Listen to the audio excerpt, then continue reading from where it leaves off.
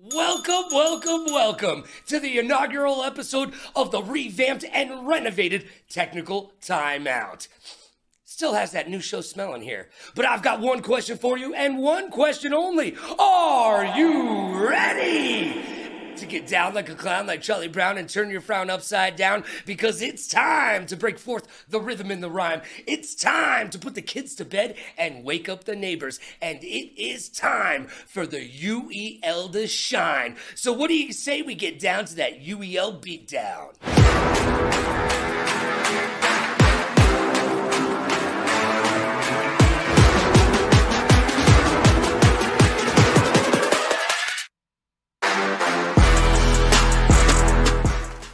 I'm Logan Summit, and you're not. I'm formerly of ESPN, now dropping gravitas and knowledge bombs all over your earballs and eye drums like Missile Command made the wheel. So buckle up, because you've never been on a ride like this before, with a host who can rap and control the maestro and at the same time kick it old prime. But I digress. Look, I'm going to keep it humble like Kendrick, but I'm going to try my best like Drake. Let's get locked in. It's time for the week that was.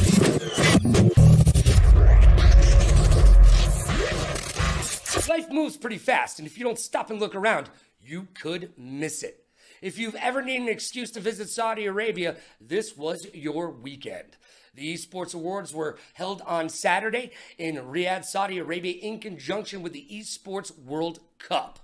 But don't worry, folks, don't worry. They plan on holding another Esports Awards event here stateside in Los Angeles. Not the City of Angels, by the way.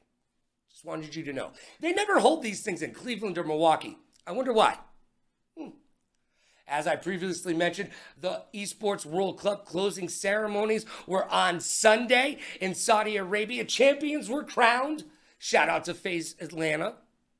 Stevie Aoki and Kid Cudi were there cutting it up.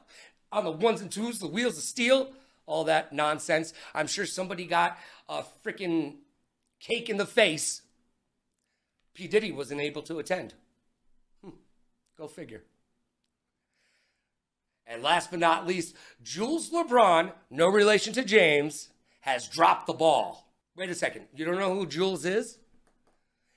She is the creator behind the catchphrase, very demure, very mindful. Yeah, that whole thing. By the way, P.S., very demure means being approachable.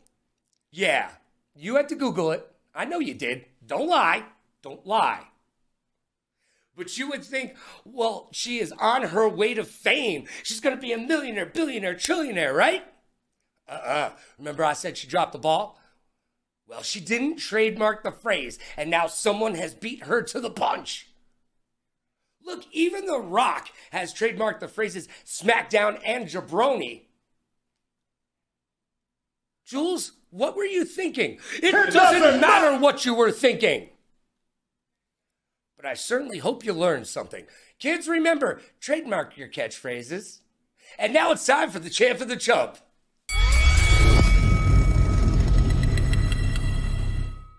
It's time for the best and worst from the week that was, the champ of the chump. Let's get to some highlights, shall we? Oh yeah, the champ of the chump is brought to you by G Fuel. Go to gfuel.com and use code Logan to save up to 50%. Don't drink water. Fish go to the bathroom in there. Drink G Fuel. All right, let's get to it. Well, there's no clips from this week because the season 9 starts tomorrow. So your champ is, of course, the back-to-back champions of the league, the Reapers. They start to go up. But he's moving up. He sees his opportunity. He's not taking shots. He's reaching their build. Here's another one of the... One down on each side. The Reapers win. And as your Reapers are the champions, then that must make the old moon, new moon, a.k.a. the new look Cyclones, be the chumps. Richie said, this is my game. I took yours and I'm taking mine. There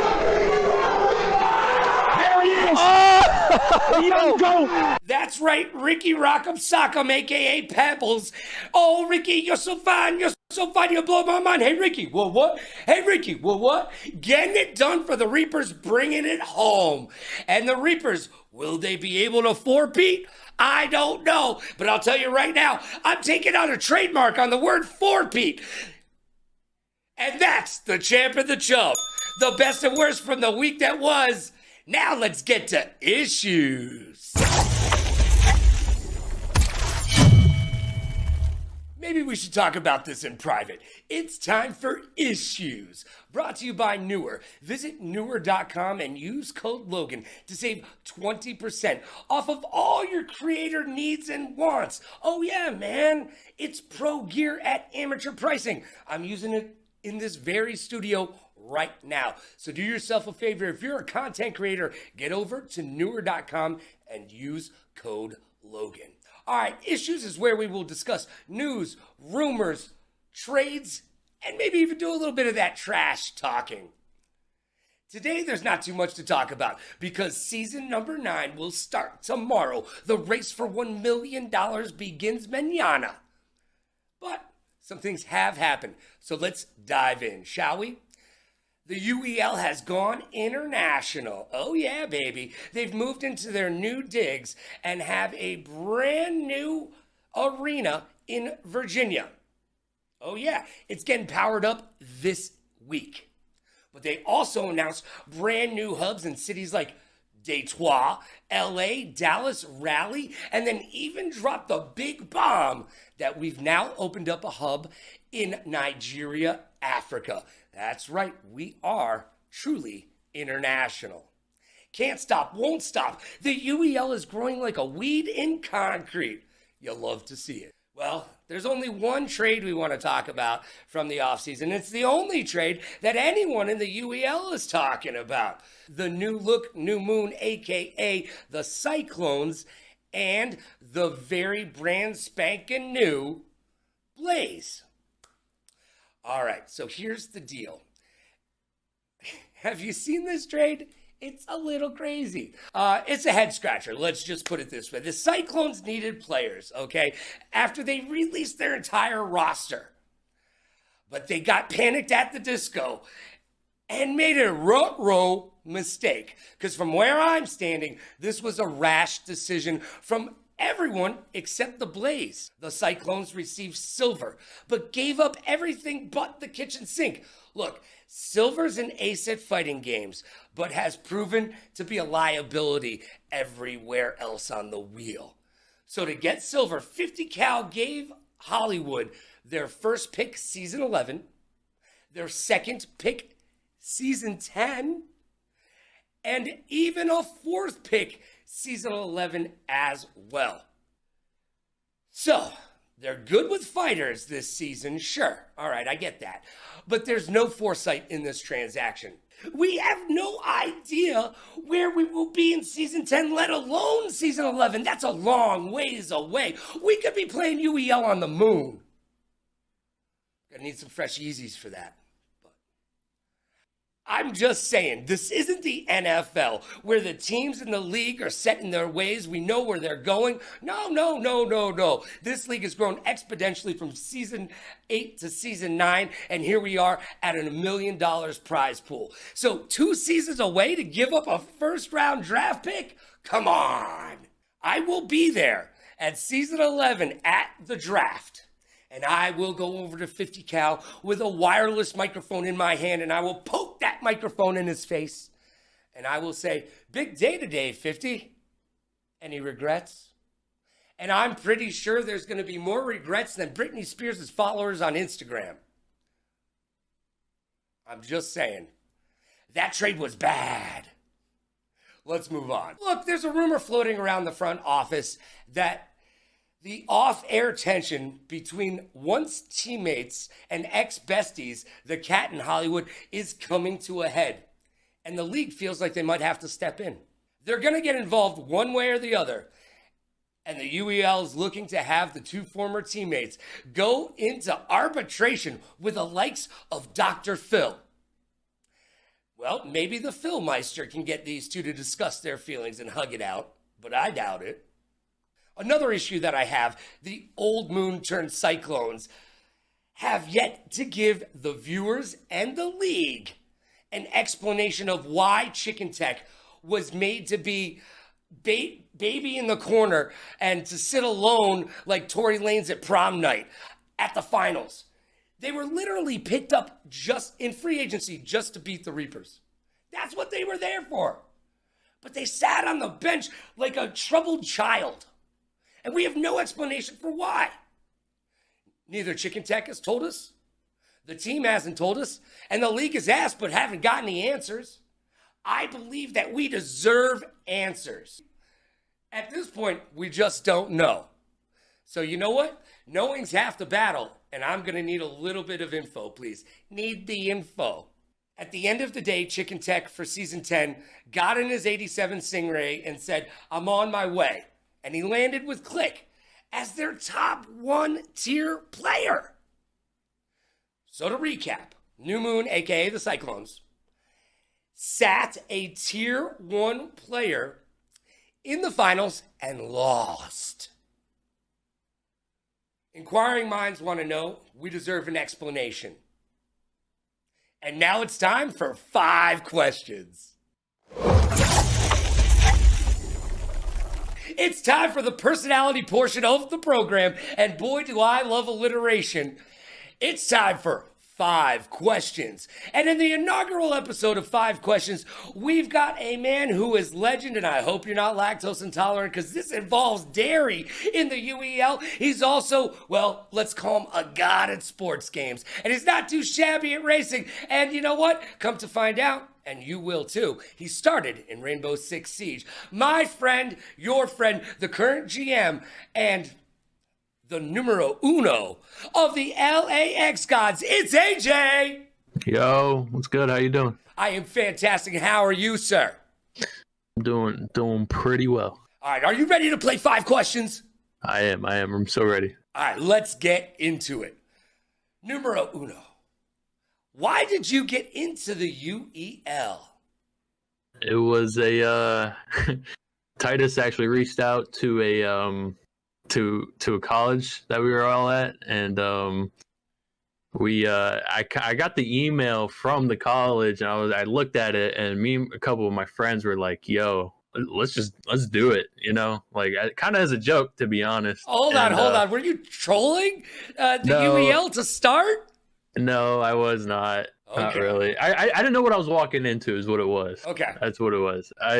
But we were like, oh, a gaming team. I didn't know they had one at where we were. And we joined like this whole venue and everything, all the like Xboxes and stuff along the wall. We were like, well, what are we doing here? And I really only played Siege at that time, and I was like, I kind of want to just, poop on some people in Siege. You know what? I am familiar with the Siege community, and I got to tell you, that pretty much echoes the entire Siege community. They join games just to poop on folks. Yeah. But I was literally only on console at that time. I was kind of I played Siege. I played like a little bit of sports games like Madden. But hey, I'm 46. I'm a console player too. Word up to consoles, baby. Yeah, that was me for a long time. But I had to relearn all of them. I had to learn a whole new thing. I like I said, I had no idea what I was walking into, and it kind of just, we got our team together. We ended up winning that first tournament we were part of, like only being a month together.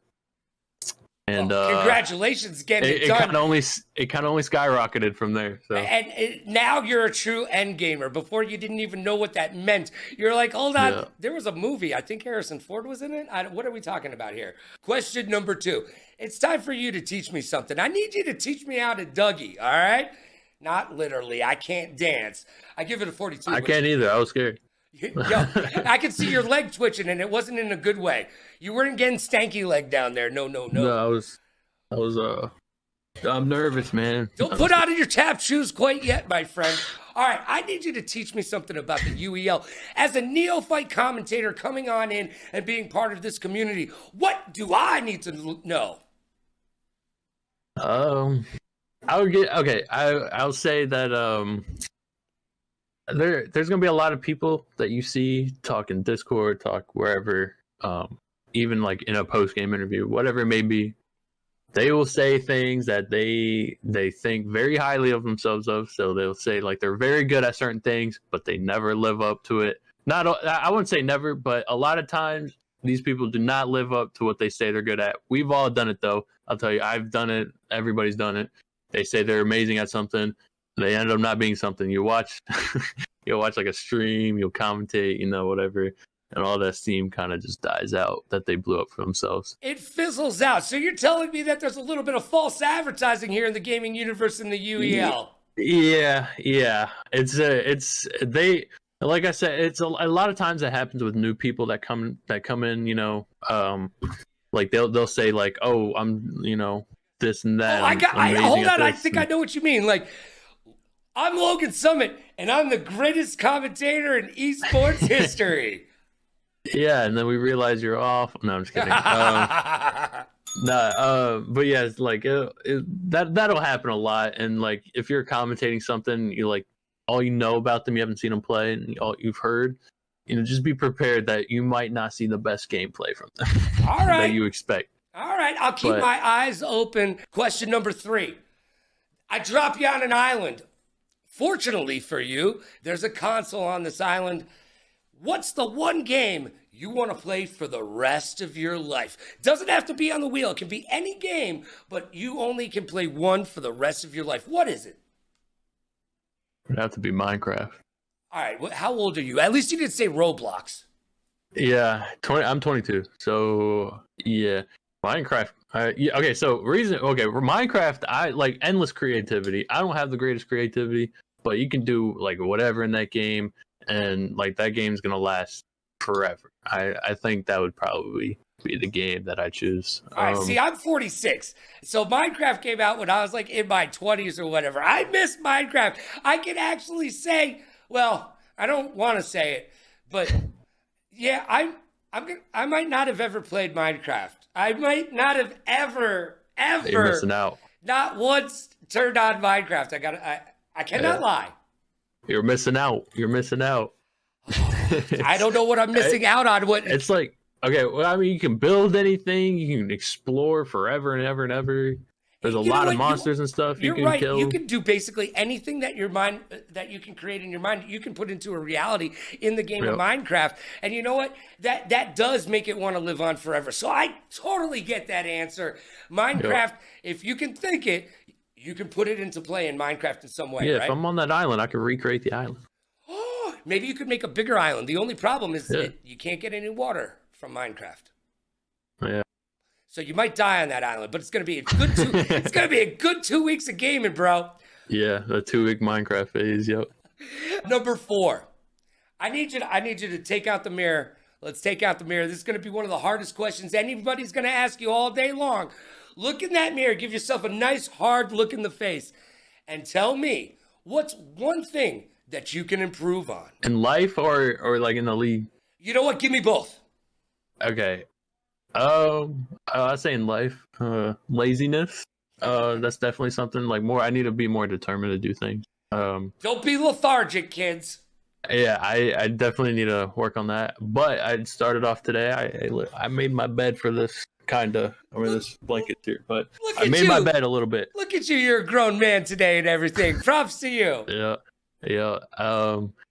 In the league, the same thing for the league. Really, I just gotta be more determined to learn certain things and kind of just put more time into things that need to be filled, like different holes that need to be filled for the team. I got to be more determined to cover that. You know what I mean? Well, you know what's funny is when I ask this question to most people who are on teams, the number one answer, bar none, is always communication.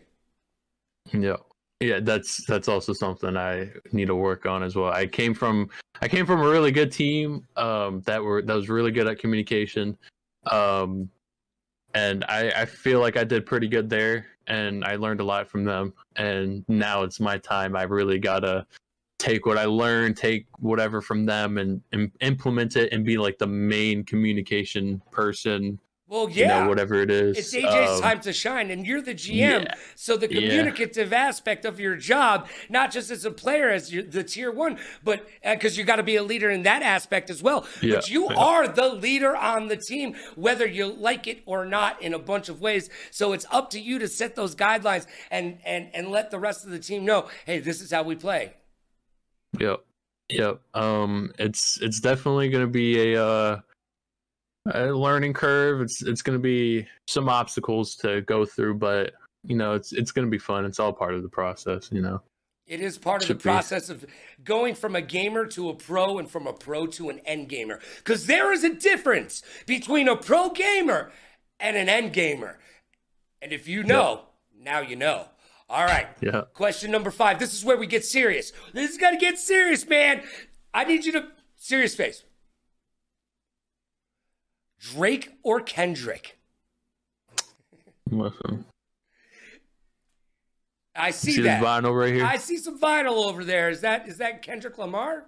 That is Kendrick Lamar. All right, so you're going to pick Kendrick? I go with Drake, though. Oh, what? Hold on. You flipped it up and around. You came to get down, so get out your seat and jump around. Listen, no. You're like crisscross over there. I like them both, to be honest. Okay. But like a personal choice, I definitely have to go with Drake, due to his versatility. Probably. Listen, the whole beef thing, I don't care about. I really do not care about the beef. I really don't. I know like they probably sat there and they made tons of money off of it. Yeah, let's be honest, AJ. Yeah, that wasn't a beef between them. That was a beef between two publicists at happy hour at a bar. Okay, that's all that was. Yep.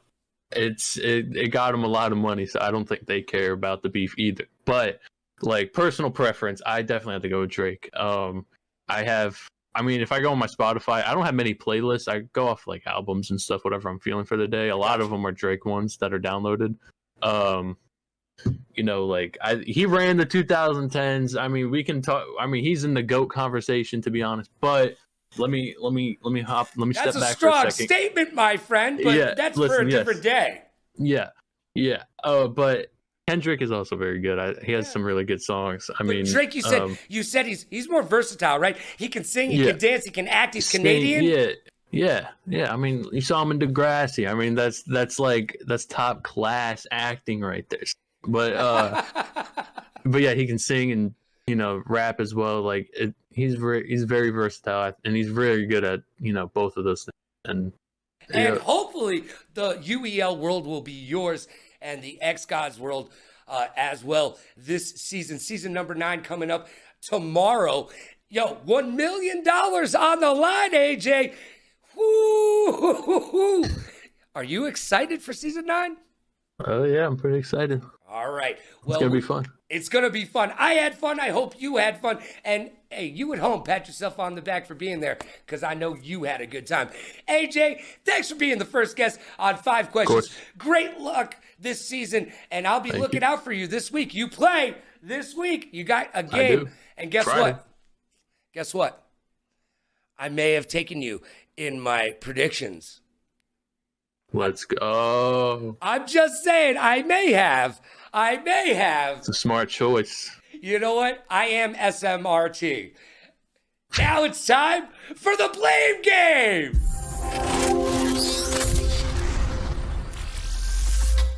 Welcome to the blame game. That's right, you asked for it, and ask and you shall receive. It's an oldie but a goodie. We're bringing it back to Cali, because I left my wallet in El Segundo. So it is the first recreation of the old segment that you still know and love. It's called the blame game. And my very first guest, you know him, you love him. He's a back-to-back champion of the league. And your season 8 MVP. What's up, Cat? What's going on, man? How you doing? I am fantastic. But I got bad news for you. You're not going to be fantastic anymore, because you know what clip we're going to watch? Nah, you know how you're playing the blame game, baby? Well, we're going back to last year. And you know what? You won. You won. So it's all good, fond memories, right?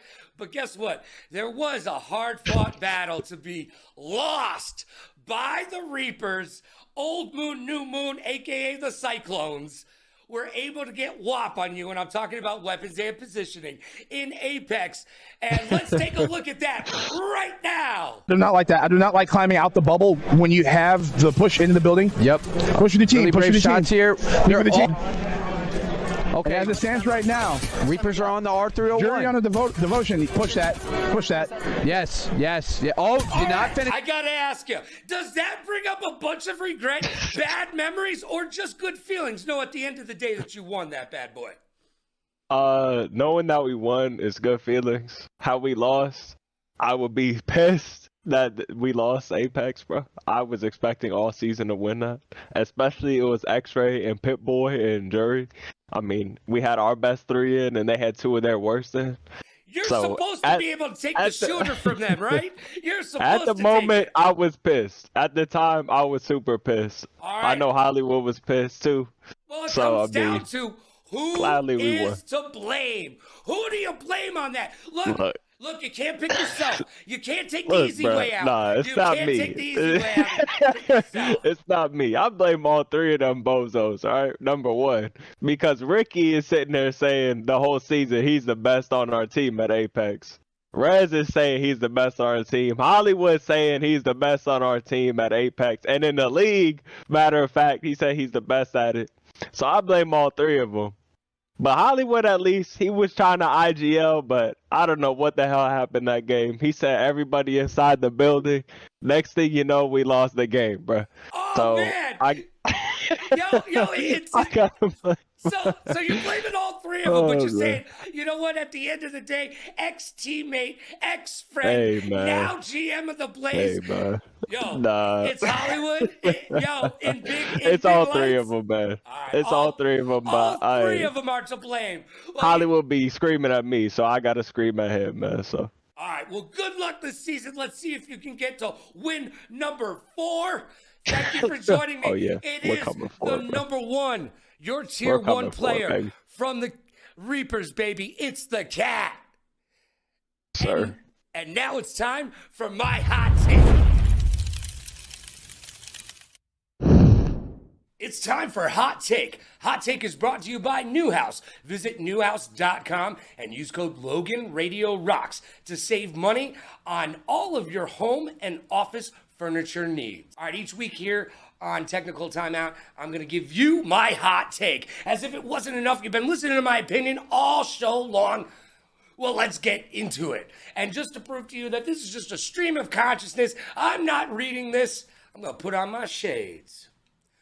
This week on Hot Take, we're going to talk about international esports, and more specifically, Saudi Arabia. Yeah, look, we're not going to have a political discussion. That is for another show at another time and another host.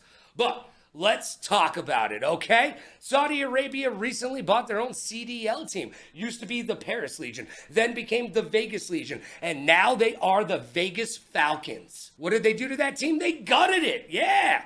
They got rid of it and they put all Saudi national players on it. And they brought them over to the World Esports Cup to debut the team. Well, fortunately for the rest of the world, the team is terrible. I mean, worse than Charles Barkley's golf swing terrible, okay? Did not do well. But that being said, Saudi Arabia has enough money to throw at that team to get some people to teach them how to play the game. And watch out. Wait until they actually learn how to play it. Well, at the end of this season of the CDL, it is a big rumor that the CDL will cease to exist. No more CDL. Well, do we know of a place that is getting into video games with tons of disposable income that could own the CDL at the end of the year? Yup, that's right, you guessed it, Saudi Arabia. Oh yeah, boys, girls, theys, and thems, guess what? Saudi Arabia will own the CDL by the end of next year. I'm calling it, and you can take that to the bank. And that is your hot take.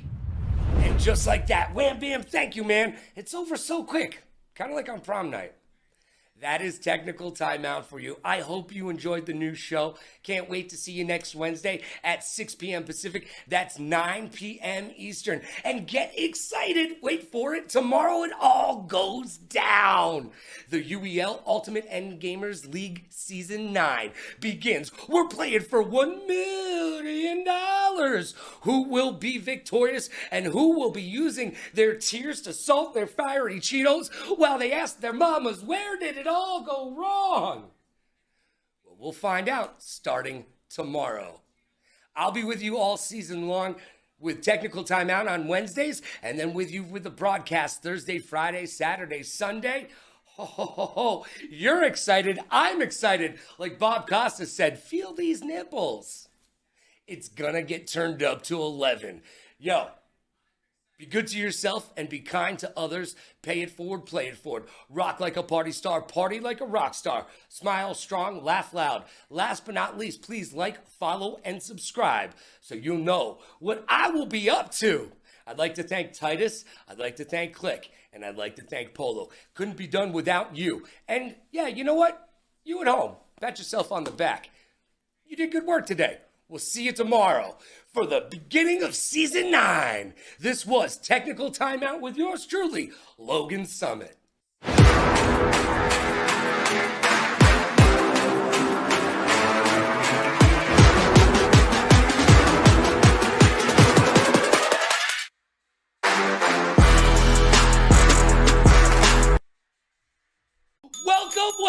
Welcome to the sophomoric episode of Technical Timeout. That's right, week 1 of the UEL Season 9 is done, and the race for $1 million continues mañana. One and done, hit it and quit it? No, I think not. We're the UEL. We're in it for the long haul. We want to hold hands and take long walks on the beach, baby. There were winners and there were losers. Week 1, just like in any competition, because they were looking down the barrel of a gun, son of a gun, son of a what, son of a who, son of a you, getting paid, getting rich, boom! Like Haley the Hawk to a girl, I'm gonna change your life one loogie at a time.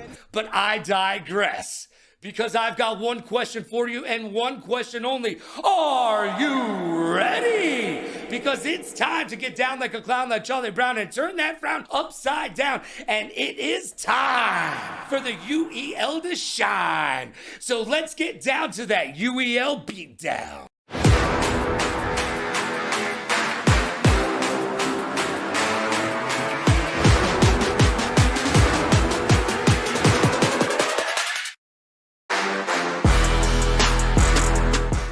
Summit, and contrary to popular belief, I am not the one who brought the potato salad with the raisins in it to the barbecue. I did not do that, I swear. Let's get locked in. It's time for the week that was.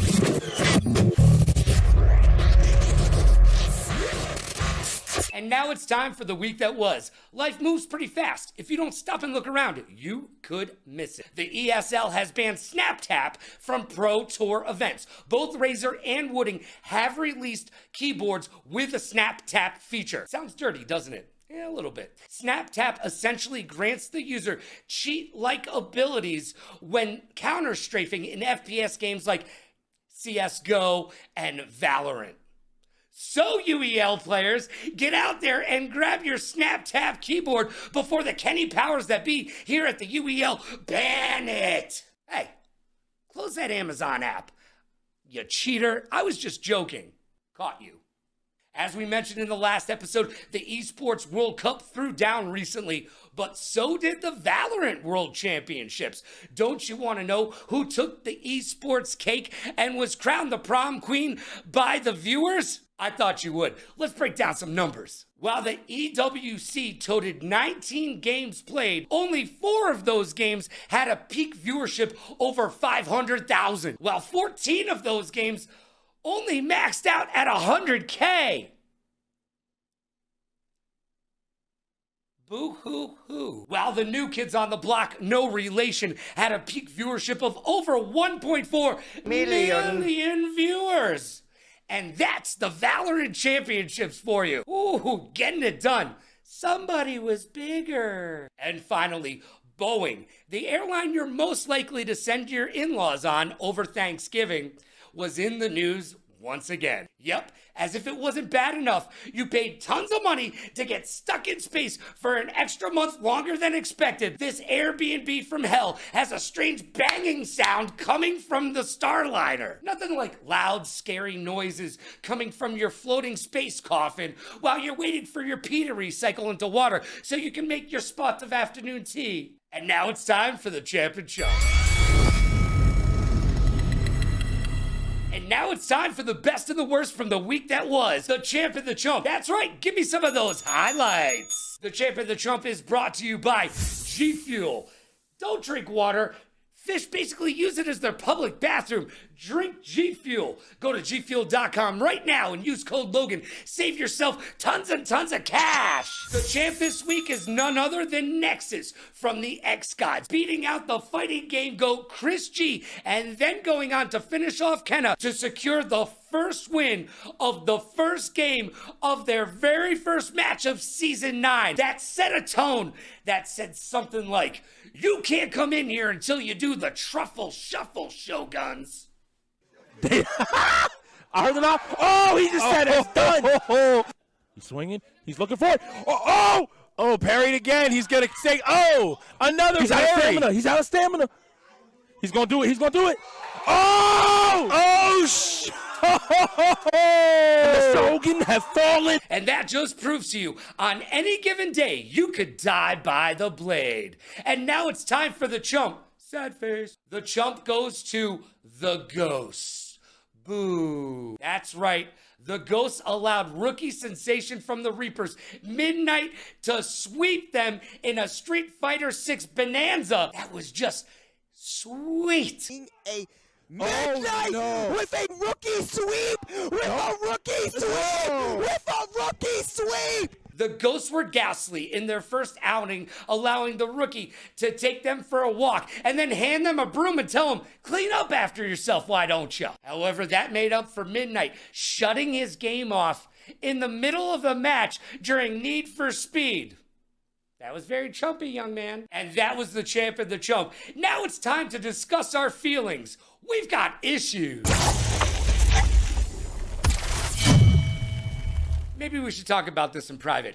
It's time for Issues. And Issues is brought to you by Newer. Visit Newer.com, use code Logan to save tons of money on all of your creator needs. Ask my grandmother. She's a content creator, a DJ, a professional COD player, and of course, a graphic designer. She goes to Newer.com, uses code Logan, and saves 20% on all her pro gear at amateur pricing. Visit Newer.com today. There were no trades to discuss this week, so what do you say we go straight Larry Bird and talk some trash? We had caster call-outs this week. Week number 1, and already it's getting down and dirty. Lockdown says DZ should bench himself and just coach. Maybe the Shoguns pick up Sparrow to fill that gap. Is it time for a complete overhaul after just week 1? Lockdown thinks so. What do you think? The Third Hat Crew called out Billy the Goat regarding the new StarCraft 2 setup and gameplay. The very next day, Billy said, "I came to win, battle me, that's a sin," and showed exactly why he is the GOAT and the UEL's top StarCrafter. I have a major issue with clock management, timeouts, and setups. For the love of God, the Ghost, Shoguns, X-Gods, and Cyclones all had issues with the administrative side of gaming, most notably the Cyclones, who were wishing that they were sponsored by DeLorean so they could go back in time. Look, it was so bad that Bill Belichick had a stroke. That's how bad your time management is. You should send him a get well card. It is time to practice the setups, kids, and coaches, do better. Please, let's move on. Havoc went 9-0 and is the only undefeated UEL player. But flip that script, and the Shoguns' Kara Kazik went 0-9. Oh, The UEL has more ups and downs than Oprah's waistline, and it's just week 1. I have a question that begs an answer.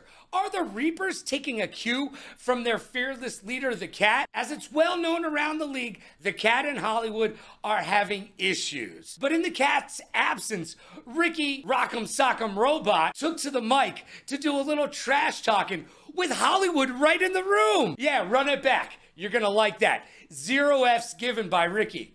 But what does that say between the relationship of the Reapers and the Blade? They could have been sister teams, but there are no sister teams in the UEL. There is only one winner for $1 million.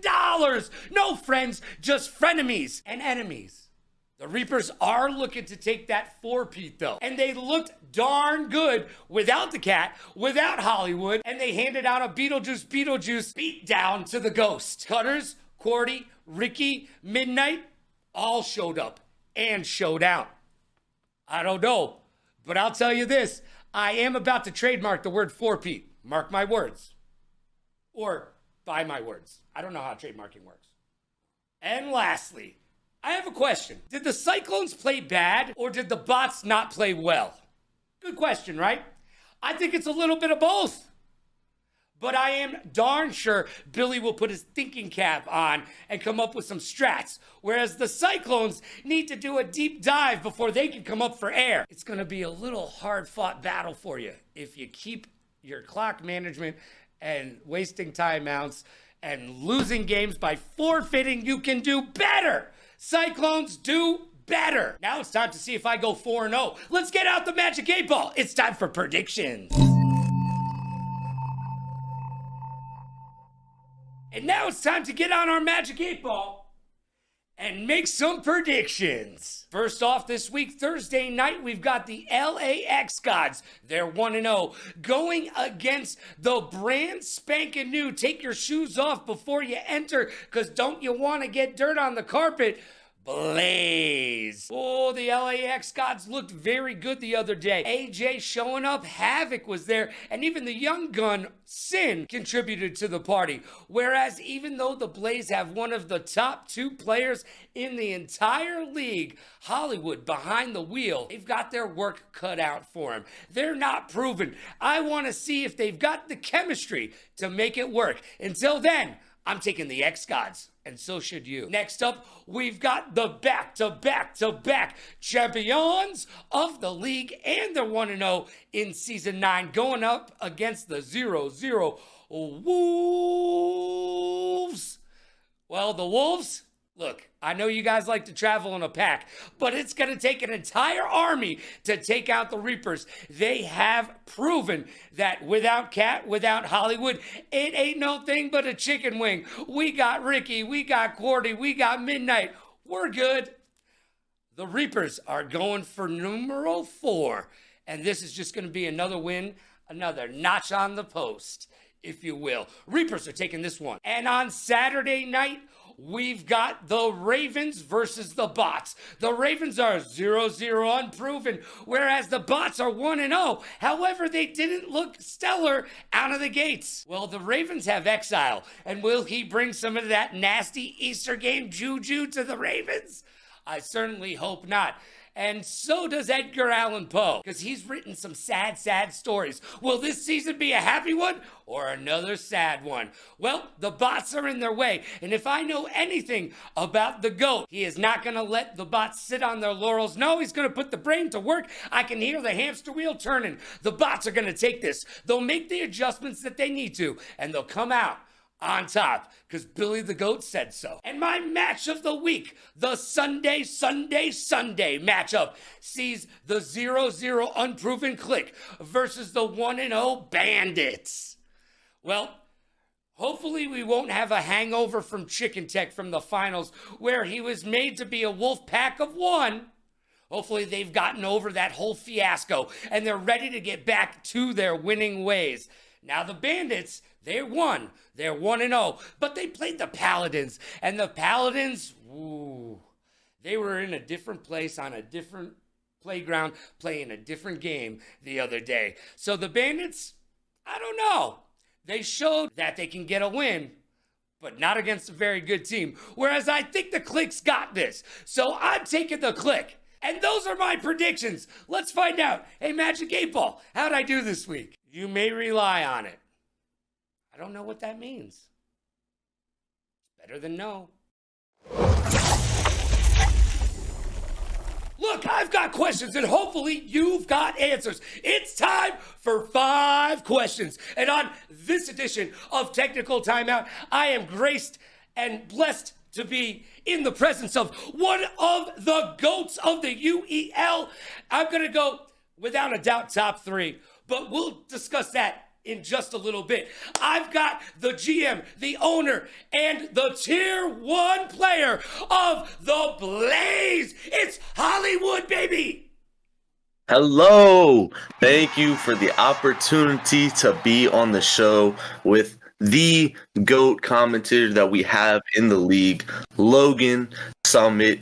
I'm excited to be on Technical Timeout, and I'm excited to see what you got for me today. All right, let's start it off with a hard one, man.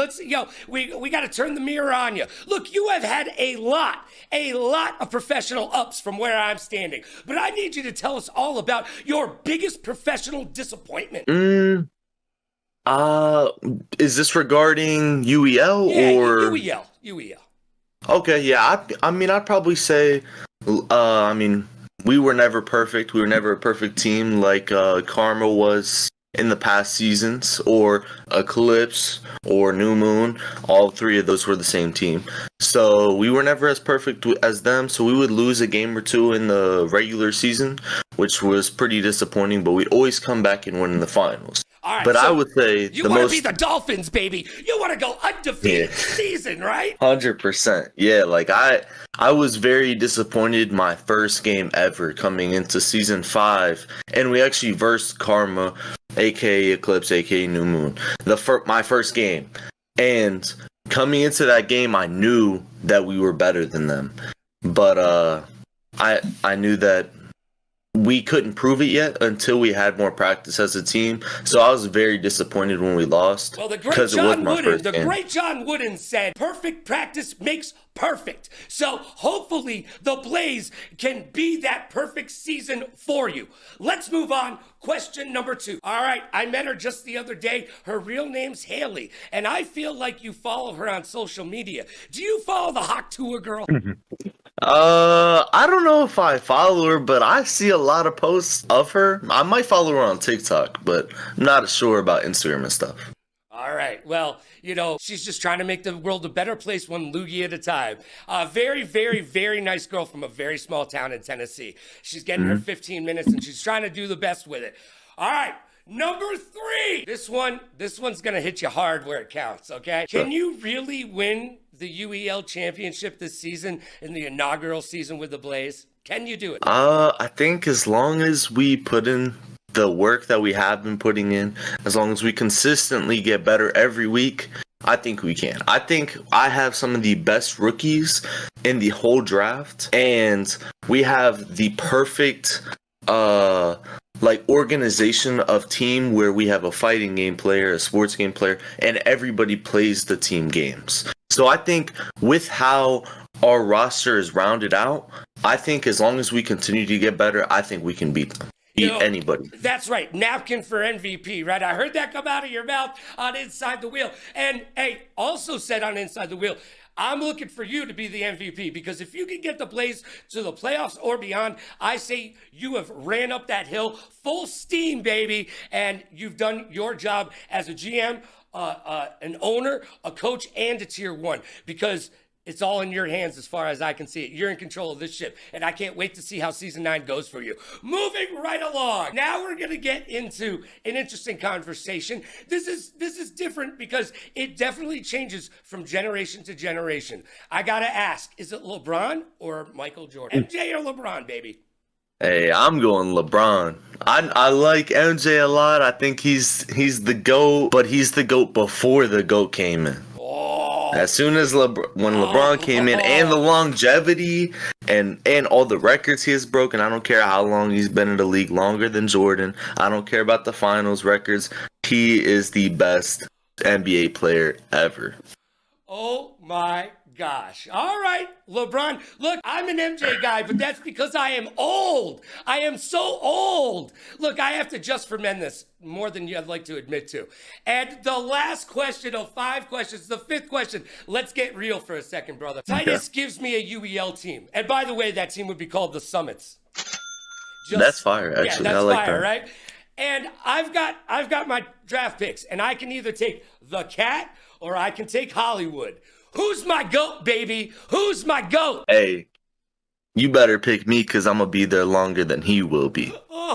He said he's here until it starts getting a little difficult, and then he's going to take the backseat and be an owner. I'm here to compete my whole life. Yeah. So if you want a long-lasting player and owner and GM, I'm the guy to do it for you. I love that. You know what? Cat's off in China somewhere while you're there playing and practicing and getting it done. All right, that was 5 questions, but hold on. I've got a 6th question to sneak in here. Yo, the other day when the Reapers were playing Ricky Yosefania Bloom and mine, hey, Ricky Rock'em Sock'em, while you were in the room, took to the microphone to say, the Reapers didn't need you.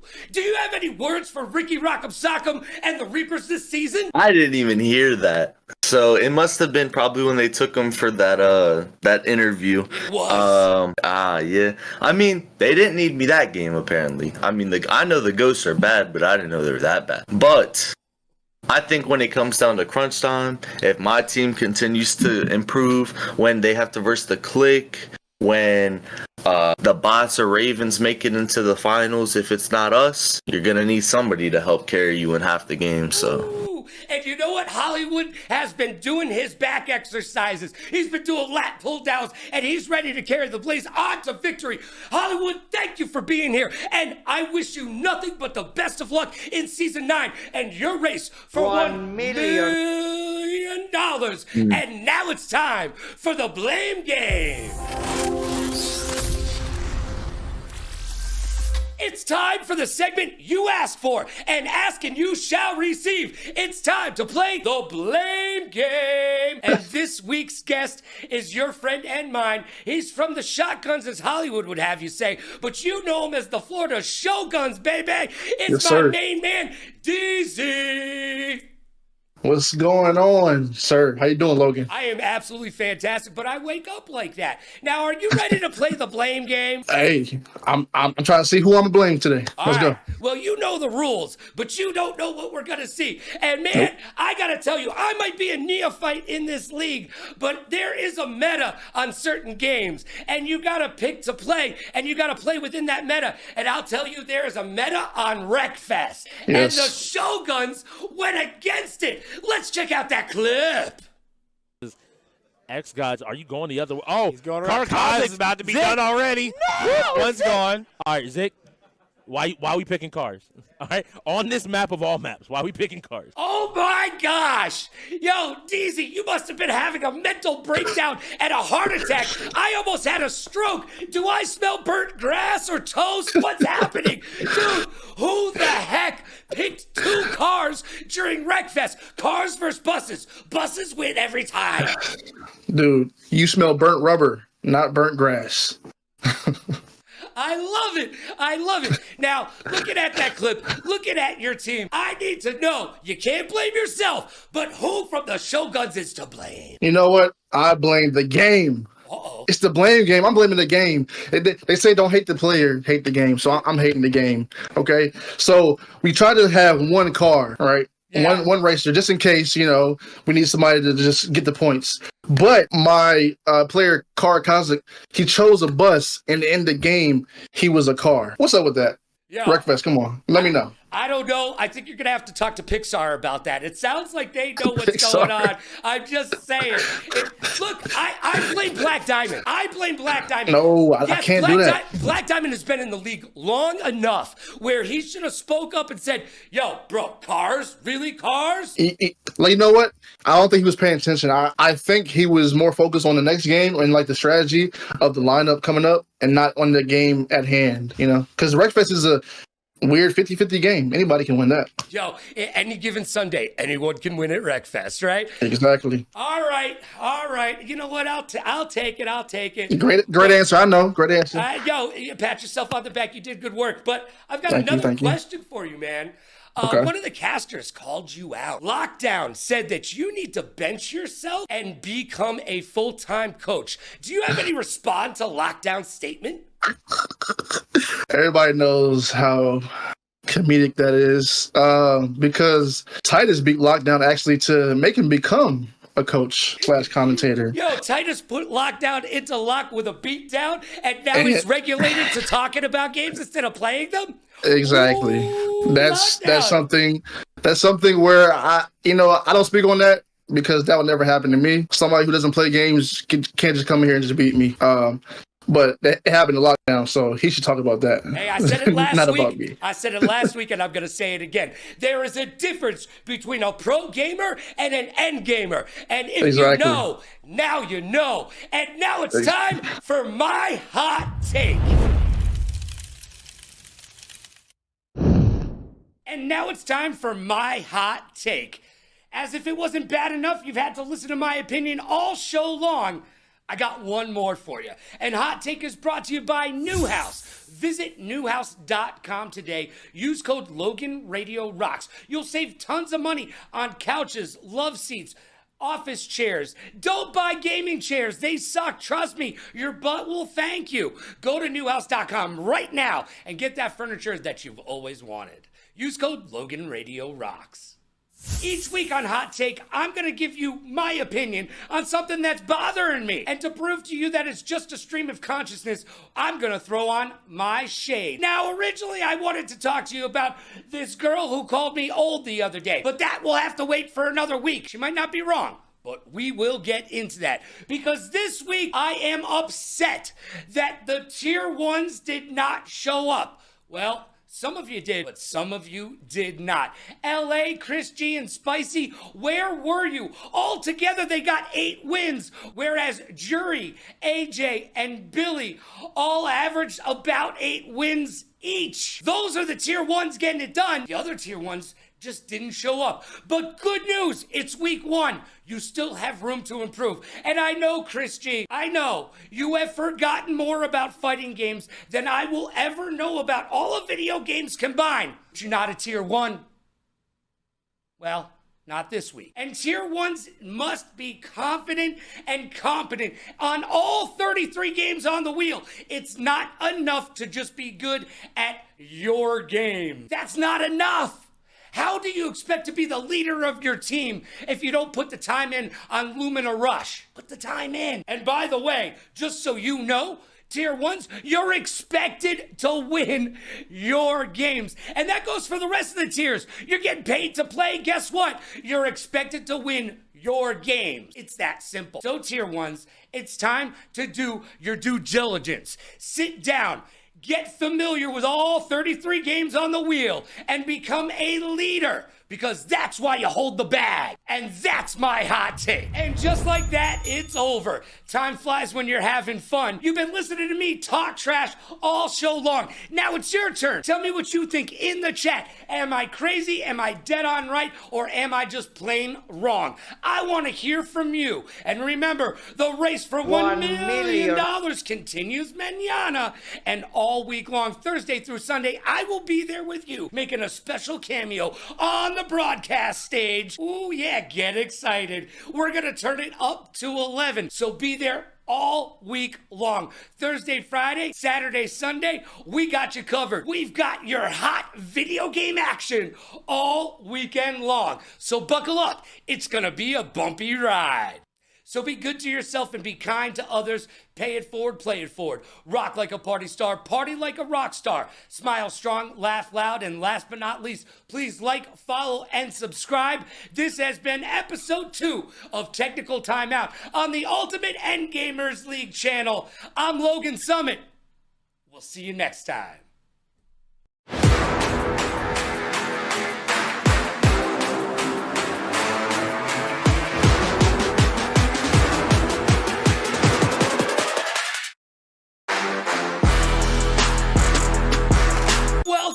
welcome to another fun fact-packed episode of Technical Timeout, right here on the Ultimate Endgamers League. Week 2 of Season 9 is done, and the race for $1 million continues tomorrow. But in Week 2, there were winners, and there were whiners.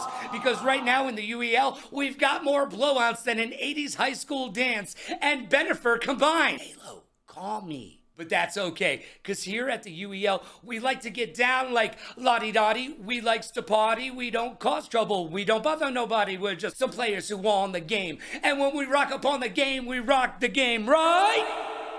And like Kendrick Lamar's Super Bowl performance this season, I'm going to give you 30 minutes of hot entertainment and action that would humble even Drake. I bet you they do the Super Bowl performance together. Heck, who knows? Maybe even Diddy will be there. No? He won't? Well, maybe they'll do the halftime performance together, like Taylor and Travis. But I digress. I've got one question and one question only. Are you ready? Because it's time to get down like a cloud like Charlie Brown and turn your frown upside down. And it is time for the UEL to shine. So what do you say we get down to that UEL beatdown?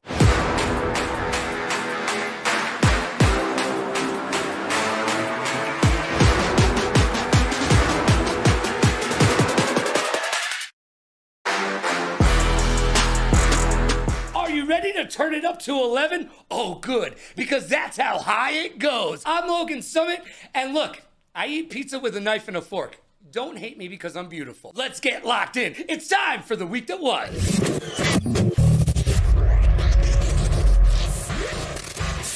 Life moves pretty fast, and if you don't stop and look around, you could miss it. There are 3 things I miss because I'm just old. Dragon Ball Z, Power Rangers, and Pokemon. While the latter, Pokemon, is the world's most valuable media franchise, it is also an unspoken esport. Yep, that's right. Did you know you can compete in Scarlet and Violet, Pokemon Unite, and even Pokemon Go? Let's Pokemon Go make some dough! As the Olympics showed us, any video game, even a mobile app, can become an esport.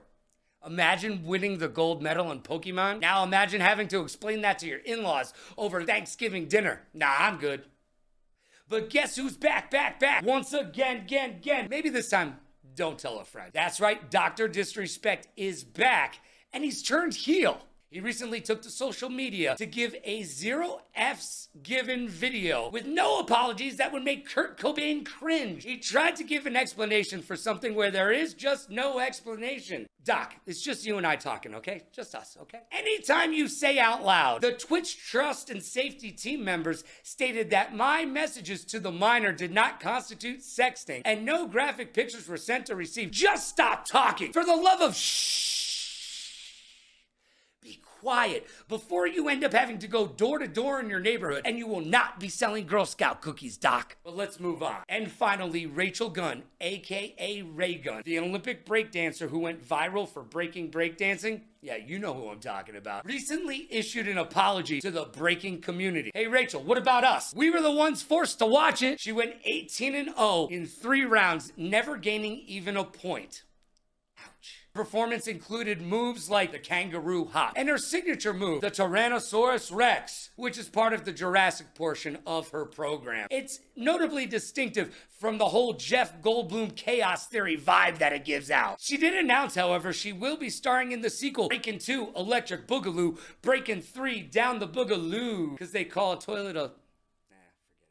Skibbity toilet. No, I don't know what it means. And no, I'm not gonna Google it. Well, with all the negative attention Ray Gunn has been receiving, she's gonna be stepping back from breaking breakdancing, and she's gonna need to break into a new hobby. Because there will be no breakdancing at the next Olympics in LA. To be fair, MJ did this in Thriller, and y'all went crazy.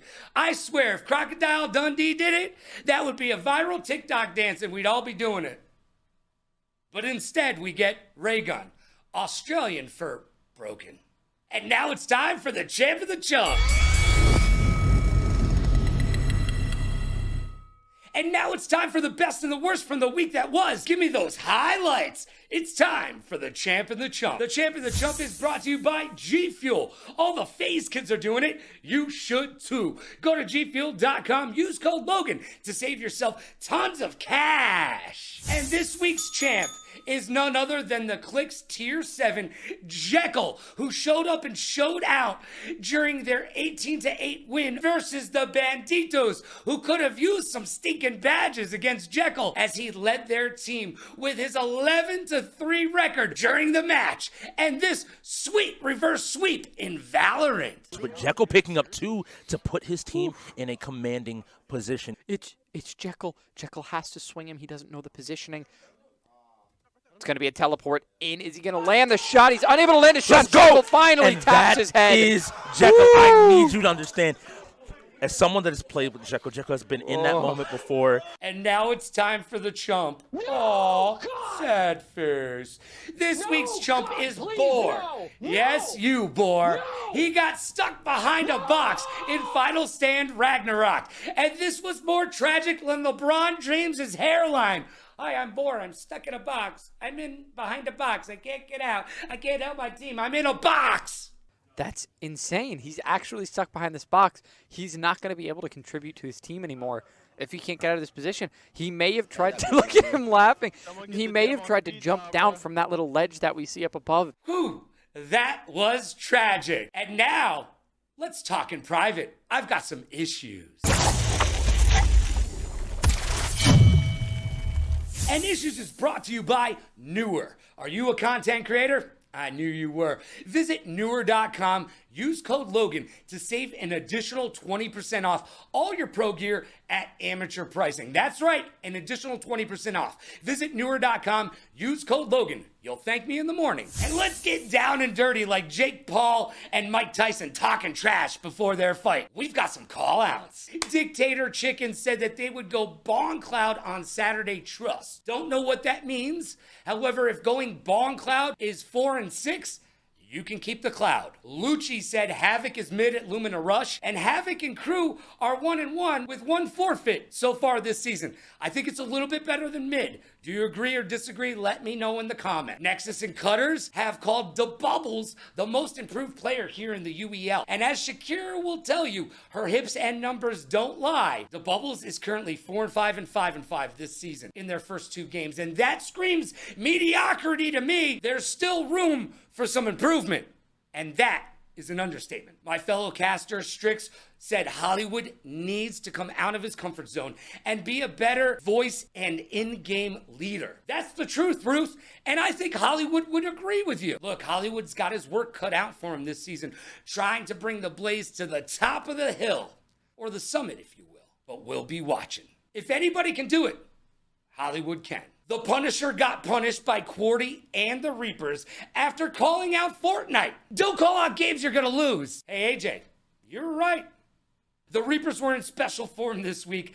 After Bernays' disappointing F1 loss, they turned to him and said, "Welcome to the Shoguns." Talk about team chemistry. But I'll tell you this, don't complain, do the work, or you may show up in one of Damien's videos, you bum. The Reapers also called out the Wolves GM live on air. Yeah, Villain got some. They told him, "You built a stupid team." Wow. I'm sure Villain can be told telling his team stupid is as stupid does, and we will see what the Wolves will do. But it's not just the Wolves. A majority of the UEL needs to make some moves, because early on this season, the UEL is a league of blowouts, and that's not fun. Both Hollywood and Billy the Goat called for trades this week. Which teams do you think need a major overhaul? Which are safe? Or is it just too early to tell? There have been no trades this week, but there is one rumor. The rumor circulating around the front office is that we finally have an answer to why Chicken Tech was made to be a party of one at the Season 8 finals. Nerves got the better of them. And we do not talk enough about the mental fortitude it takes to be an esports professional, and especially an endgamer. I think as we have now seen traditional sports integrate sports psychologists and into their coaching staff, I think we should start to see that in esports as well. We don't talk about how hard it is to get up day after day and play these games on a professional level. It's not easy. And there's a difference between an endgamer and the rest of esports. Speaking of winning mentalities, the Cat got off of a 30-hour flight with 8 stops, and rumor has it he missed one of the flights. The connecting flight in Kirplakistan just couldn't get enough of that goat's milk. Being a 3-time champ and your current league MVP, did that stop him? No, can't stop, won't stop. He came directly from the airport and showed up fashionably late, looking haggard, tired. Did that stop that kitty cat winning Mamba mentality? No, no, no. He trolled in CTR and went 10-1. He's got that Ric Flair Reaper's drip going.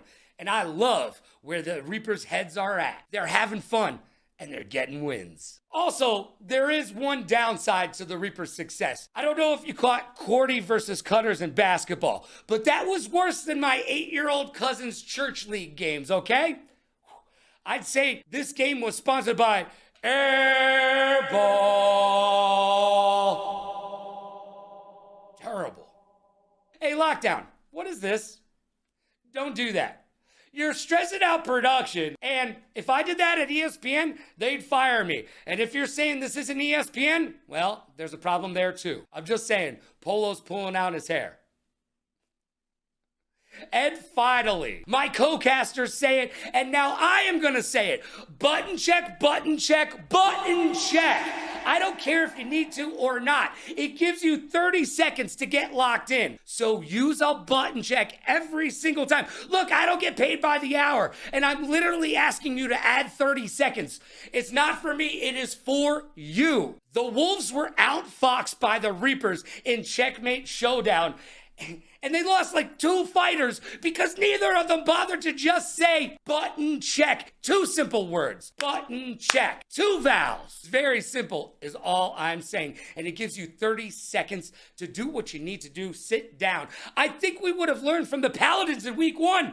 And the Paladins should have learned from New Moon in the finals in season 8. You always call for a button check. I mean, do you like losing? I didn't think so. But you may have the rest of the league fooled. And now it's time for predictions.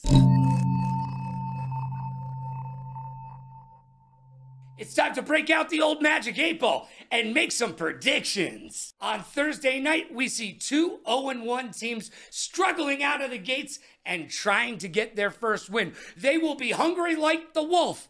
But I think the Ghosts are going to take this. I think the experience of the Ghosts will pan out to a win. And if you're saying, well, the Wolves have New Moon players on it, well, Doomsday, Punisher, and X-Ray all went 1-8 in their first engagement. That's not good enough. So the Ghosts will take this one. And in my Friday night game of the week, we see the 1-0 Click take on the back-to-back-to-back defending champions and the 2-0 Reapers. Look, the champions have looked almost flawless. There are no chinks in the armor, whereas the Click still have some things that they need to focus on. Jekyll's playing really good. He went 11-3, whereas Chicken Check went 7-6. So I ask you, as the only champion on the team, is Jekyll their tier 7 bound to be the team's leader? Well, if that's the case, I don't know if the Click have what it takes to beat the Reapers. The Reapers will take this one. And in our Saturday night showdown, the Cyclones versus the Blaze. I've got to take the Cyclone because the Blaze are just a little flame. Look, Hollywood's got his work cut out for him. I understand he is one of the best players in the league, probably one of the best of all time. However, one man does a team not make. I sound like Yoda, don't I? Whatever. No, he's got to get all of those rookies up to par, and they're just not there yet. The Cyclones having a little bit of growing pains as well, a little bit of whining at the drive-thru, if you will. Just play the games and win.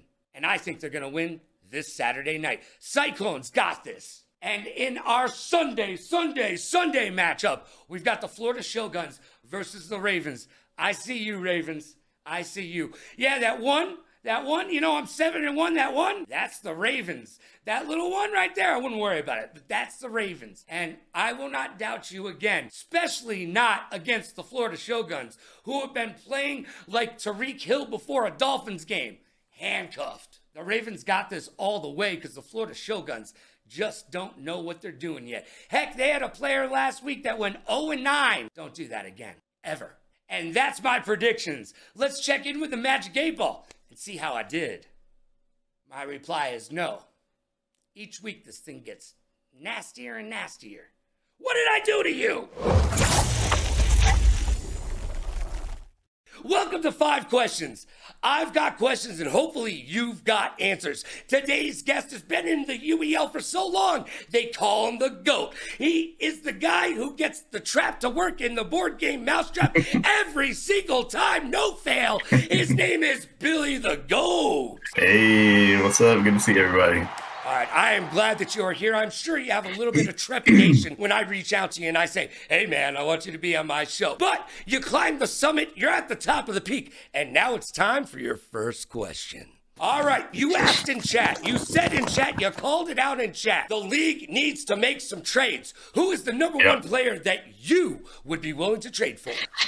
Well, definitely Jekyll after that big performance by Click. I think that he definitely needs to think about getting out of that tier 7 spot and into a higher tier for sure. So that would be my pick. He was our champ of the week this week. So trust me, Jekyll, we see you. Number 2. This was brought up by the casters, and I need to know, Fritos or Cheetos? Fritos or Cheetos? Definitely Cheetos for me. Not a huge fan of Fritos.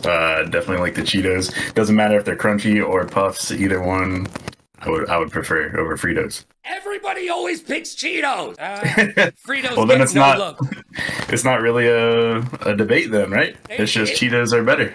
Well, here's the thing. Chili cheese Fritos got some things happening. You ever see the movie Friday? Check it out. Question number 3.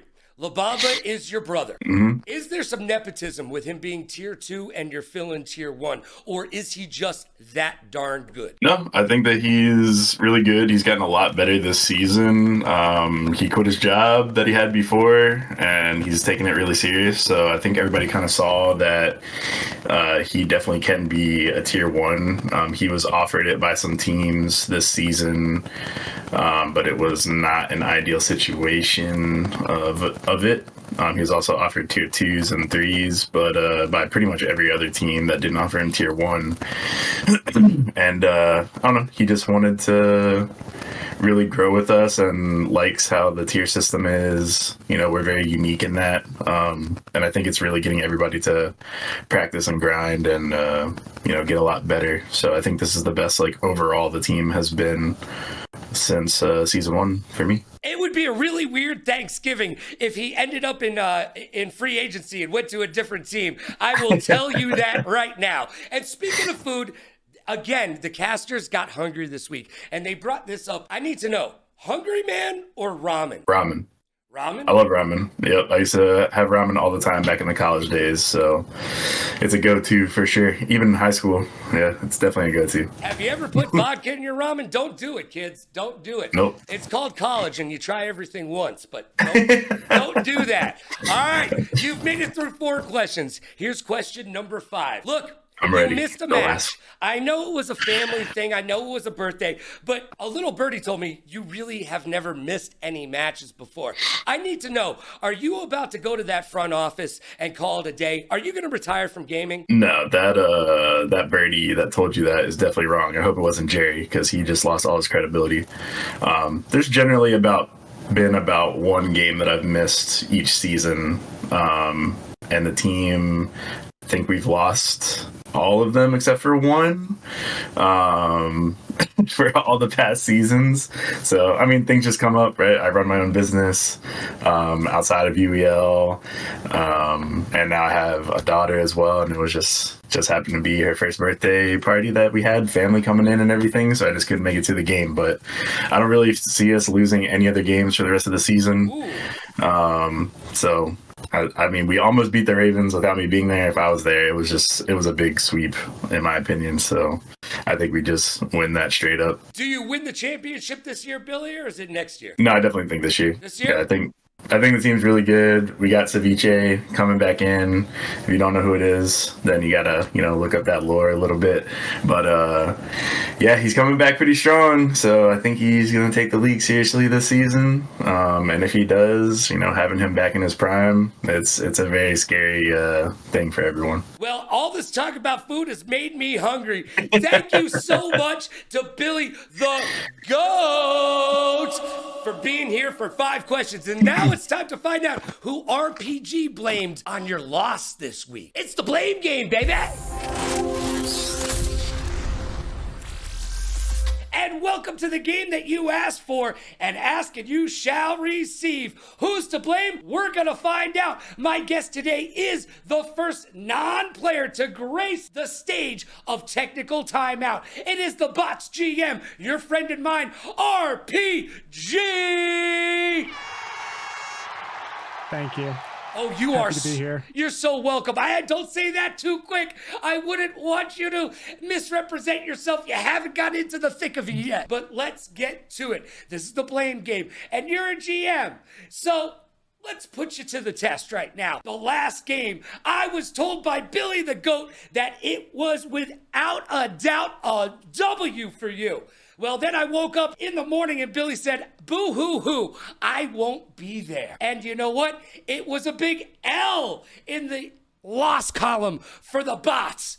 And I need to know, who is to blame? Show me that clip. Available on Koza, and he wakes up with it. He has to block high. Oh! You have to block high. I was just talking about that hitbox, and Koza takes out Mordecai. The rookies take it for the Ravens. 26 seconds remain.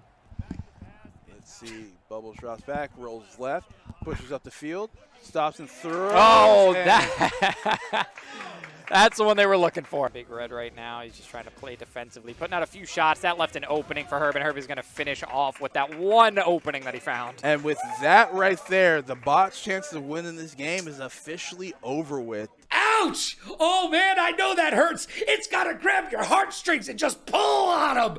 All right, you're the GM. So, some might say, if Billy the Goat, the Tier 1, the owner, is not in the house, it's your job to be the leader. But you know what? Whose job really is it? Who's to blame for that loss? I mean, you can ask anyone on my team. Accountability is always my biggest thing, and that blame's all on me. It is my responsibility as GM and as a coach to have my guys prepared for any and all situations. Now, and, here's the thing. No, time out. I totally agree with you. However, those are not the rules of the blame game. You are not allowed to get off that easy. You cannot blame yourself. I need you to pick Tier 1 through 7 or Tier 1 who was out to, I don't know, wherever he was. You need to blame somebody other than yourself. I'll wait. If it's blaming someone other than me, then it's 100% on Billy. Yeah. He had the schedule. He knows the commitments. Yes, it might have been a family thing, and granted, his spouse might not be too happy with me if this ever gets around to her ears. Sleeping on the couch. Family aside, team comes first. We're professionals. You need to do your thing. And he needed to be there. So no blame to the Tier 1 of that day. Billy's brother Labamba going 5-6, whereas KIC went 6-4. You can do that straight comparison 1-to-1, but Labamba crushed it and clutched up DBZ. He absolutely smashed it in Overwatch. He did what he was supposed to do out there. All right. If our team was full, it would not have been a question. Our team was not full, and you want the blame, who was not there? Billy the Goat. And you know what? We just heard from him.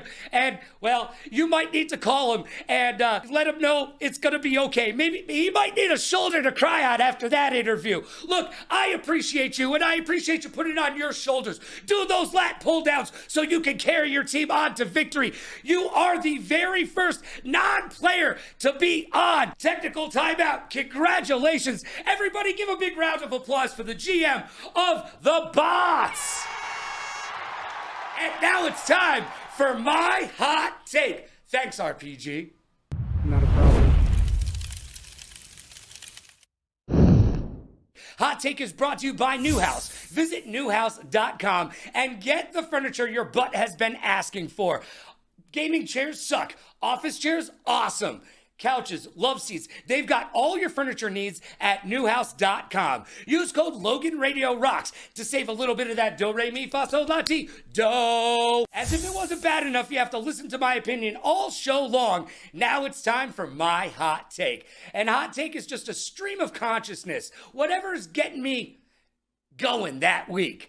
And to prove it to you, I'm going to throw on my shades. Well, this week's hot take isn't about my hot take. It's about the cat's hot take. He recently took to YouTube to call the UEL bums. That's right, he's talking to you. Well, some of you at least. And you know what? The cat dropped the cat, and it was serious for a moment. This was from Damien. Yeah, that's right. He gave you the government name. Well, he said that there's a lot of whiners and complainers out there, and I get it. Rules are rules are rules, and you know what? You don't like rules. Well, too bad. You're getting paid to be a gamer, a pro gamer. You went from sitting in your mama's basement to getting out, touching some grass, and going playing video games in another room. But they're paying you to do it. Yes, you're getting paid to play, so you have to follow their rules. I get it. You're not going to be happy about everything, but to be Eeyore, oh, I don't like it here. Go someplace else. Can you go? Do you have an invitation to CDL? No. Do you have an invitation to the Overwatch League? No. Do you have an invitation to EVO? No. Do you have an invitation to any of the leagues? No, you don't. But you do have a home right here in the UEL. The U stands for you. Look, I was at a table recently talking about two different leagues, one the UEL and another league. And somebody said this other league would take over the UEL. And I said, no, it will not. And they said, why? I said, because a kid in Nigeria can't go into a building, sit down at a computer, and try out for that league. That league is full of celebrities and pro gamers. But here at the UEL, we are for everybody. Even you can be a pro gamer. And that's right, some of you are. But now, professional, lacking professionalism. If you want to complain, do it on your own time. Don't do it in a public forum, okay? Look, we all have things we don't like. Tough cookies. And stop making excuses. Excuses are like eyeballs. Everybody's got two. And I don't need them. And the league doesn't need to hear them either.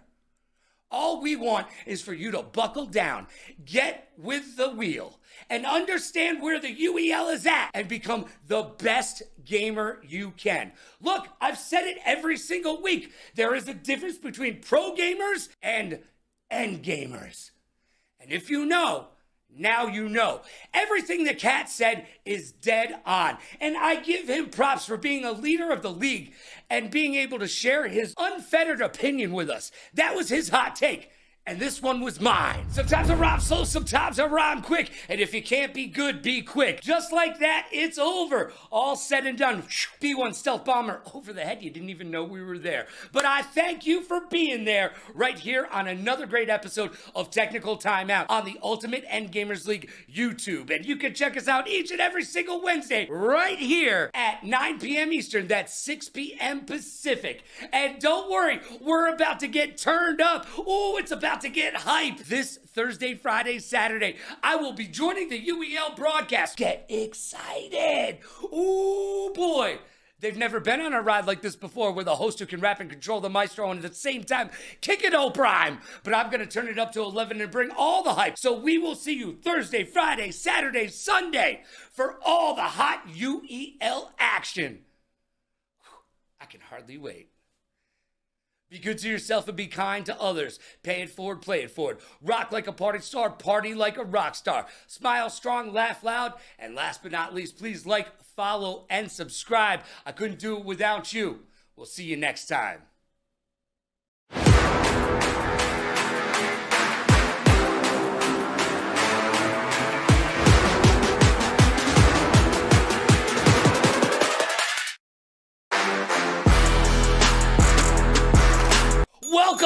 Welcome to another fun-filled, fact-packed episode of Technical Timeout right here on the UEL's YouTube channel. Each and every single Wednesday night at 9 p.m. Eastern. That's 6 p.m. Pacific. Week 3 is done. The race for $1 million continues mañana. But we've got a lot to talk about.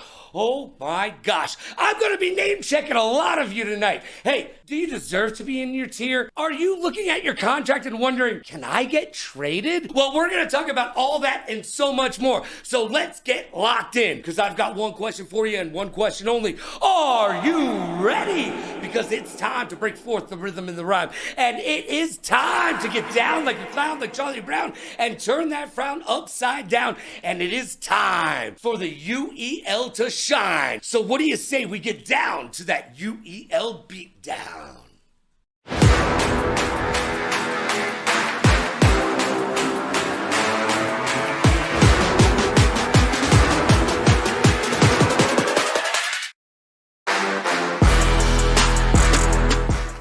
I'm I'm Logan Summit, and my best quality here at the UEL is being tall, dark, handsome, and modest. But somebody has to pull it off, right? Well, I've got some questions, and hopefully you've got answers. Because here at the UEL, you can get with this, or you can get with that. I think you get with this, because this is where it's at. So are you ready to get locked in? Oh boy, it's gonna be a barn burner! Let's get to the week that was.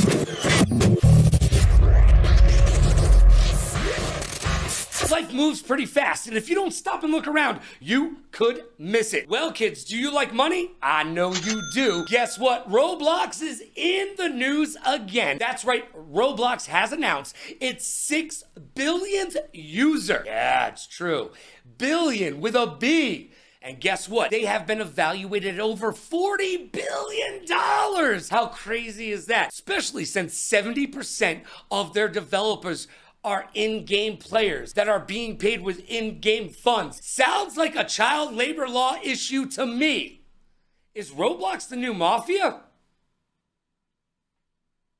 Just saying. The World Series of COD was right here in Viva Las Vegas this weekend, and the Falcons took home the trophy. But big ups to the second place COD Immunity team and my friend King Cryptix's roommate Unrational coming in second place and bringing home that $160,000 second place prize. Not bad for a day's worth of work playing some video games, right? And last but not least, the MTV VMAs happened this week. And guess what? Sabrina Carpenter kissed an alien on stage. Ooh, scary, right? But it made us think back to 2016 when Britney Spears kissed Christina Aguilera on stage. Sorry, I needed a moment. And it made Britney Spears go directly to social media. By the way, Britney, stop doing that. And she asked, why didn't she just kiss a girl? Well, maybe she did kiss a girl and she didn't like it, Brittany. Maybe that's what she's into. Aliens? To each their own. And now it's time for the Champ and the Chump. The Champ and the Chump is brought to you by G Fuel. Head on over to gfuel.com, use code Logan to save yourself a bunch of cash on all your G Fuel wants and needs. Trust me, you'll thank me in the morning.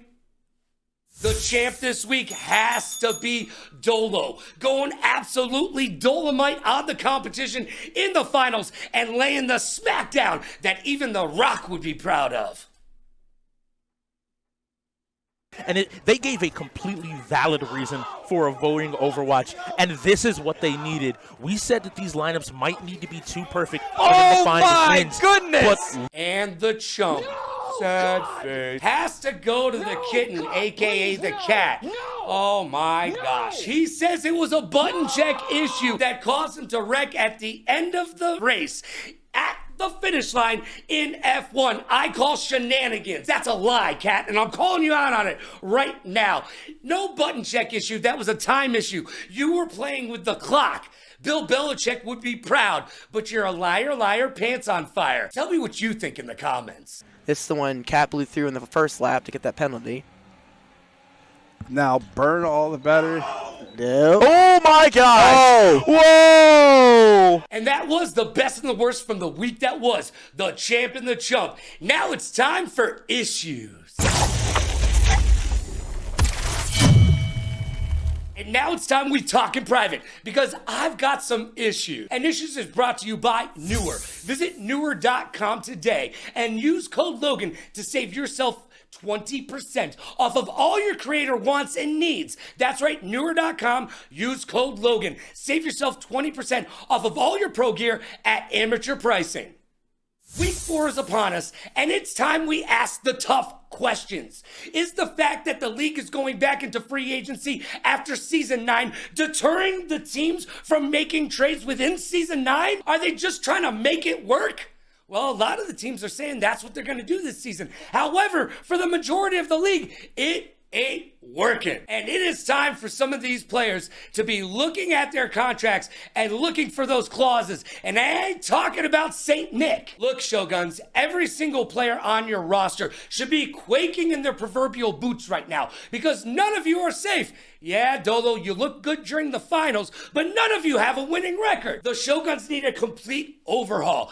I don't know if it's part of the culture that the team has created or if it's just a synergy that you are lacking within the chemistry and makeup of the squad. But something needs to happen, and it needs to happen now. Hollywood came out this week and said he is willing to trade Garto, his number 2. Well, Hollywood is the only one on the Blaze with a winning record, so the rest of you should be worried about your spots on the squad as well. The Blaze are looking better. However, the second half of their last game, they went 4-7, so there is some much needed improvement that they can still make. Now let's go a little bit crazy and talk about Psycho. Psycho is 8-14 on the season, and the last game he went 5-7 with the second worst record on the team, right behind a reserve player. Are you a real tier 2 or not? Inquiring minds want to know. You should be looking at your contract right now because if I'm standing where you're standing, I may be looking at apartments in other cities. The Cyclones will have to make that decision on their own. But speaking of Cyclones trades, the Cyclones keep telling us that they definitely got the better of the Silver trade. But from where I'm standing, Silver may not have been a golden trade. He has progressed outside of some fighting games, but his record is still trash. So has Hollywood proven to be an alchemist and trading in Silver to grab some gold in the future down the road? It certainly looks so. Silver and the Cyclones, the better of that trade? I don't think so. So the question still remains. Who is the worst team in the league? Is it the Wolves? Is it the Shoguns? Maybe even the Paladins. But a lot of the teams in the leagues have not cemented their legacy for this season yet. There are moves that can be made, and moves you need to make. Don't start thinking about next season until season 9 is over. Yes, it's always good to have an eye down the road, but season 9 is here and only 20% of it is gone. We've still got 80% of the season to play. There's money to be made, baby. Are a lot of the teams just giving back to their players because this year is a money year? It certainly seems so, and that is a losing mentality. That is not a winner Mamba mentality. Speaking of non-winner mentalities, the Wolves have been rumored to not be practicing Lumina Rush. There's 33 games on the wheel. You are expected to know all of them. And guess what, Wolves? The new update just dropped. So why don't you pick up the sticks, the mouse and key, and get to practicing? Because you're going to need a lot of practice if you hope to pull this season out of the gutter. And like the great John Wooden once said, perfect practice makes perfect. You got to sit down and put in the time. Well, it looks like Lockdown took a cue from me, pulled out his magic 8 ball, and made some predictions. He happened to be right. DZ announced this week that he has stepped back from playing and took on a full-time coaching role. Good job, Lockdown. And the Cat, your current MVP and the 3-time defending champion, has come out and said some of the teams that are struggling with the 1 through 7 tiers should maybe knock it down to 5 like they did in the Season 8 finals. Easier said than done, Cat. Not everybody has the Reaper squad behind him. Also, I don't know who's in charge of catering over there in the UEL, but I gotta tell you this. The Ghosts look like they had the itis coming out of the half the other day. So next time, why don't you break out the orange slices, Mom? And each and every single week that the Reapers play, Cutters cuts somebody down. He is the Larry Bird of the league. He gets the gold star in trash talking, and this week was just like every other week. He said Carnage is garbage in Fortnite, and he called him a nerd after him did their part in Lumina Rush. Cutters, keep doing you. And now Flying Kittens, aka Stars, let's have a talk. I need you to settle down. I love your enthusiasm, absolutely adore it, but you need to settle down a little bit and get locked in and focus up. You are not the Cat. Do not stand before the game is over. The Cat does that. It's not necessarily something you want to emulate, okay? Keep your seat planted until you have won. And also, button check works both ways. You need to talk to the game master and make sure button check has not been called. I hope you do not make that mistake again. What did you learn? All right, I'm always talking trash about players. You know what? Let's talk about some good things that have happened in the league. Well, it depends on which side you're standing on.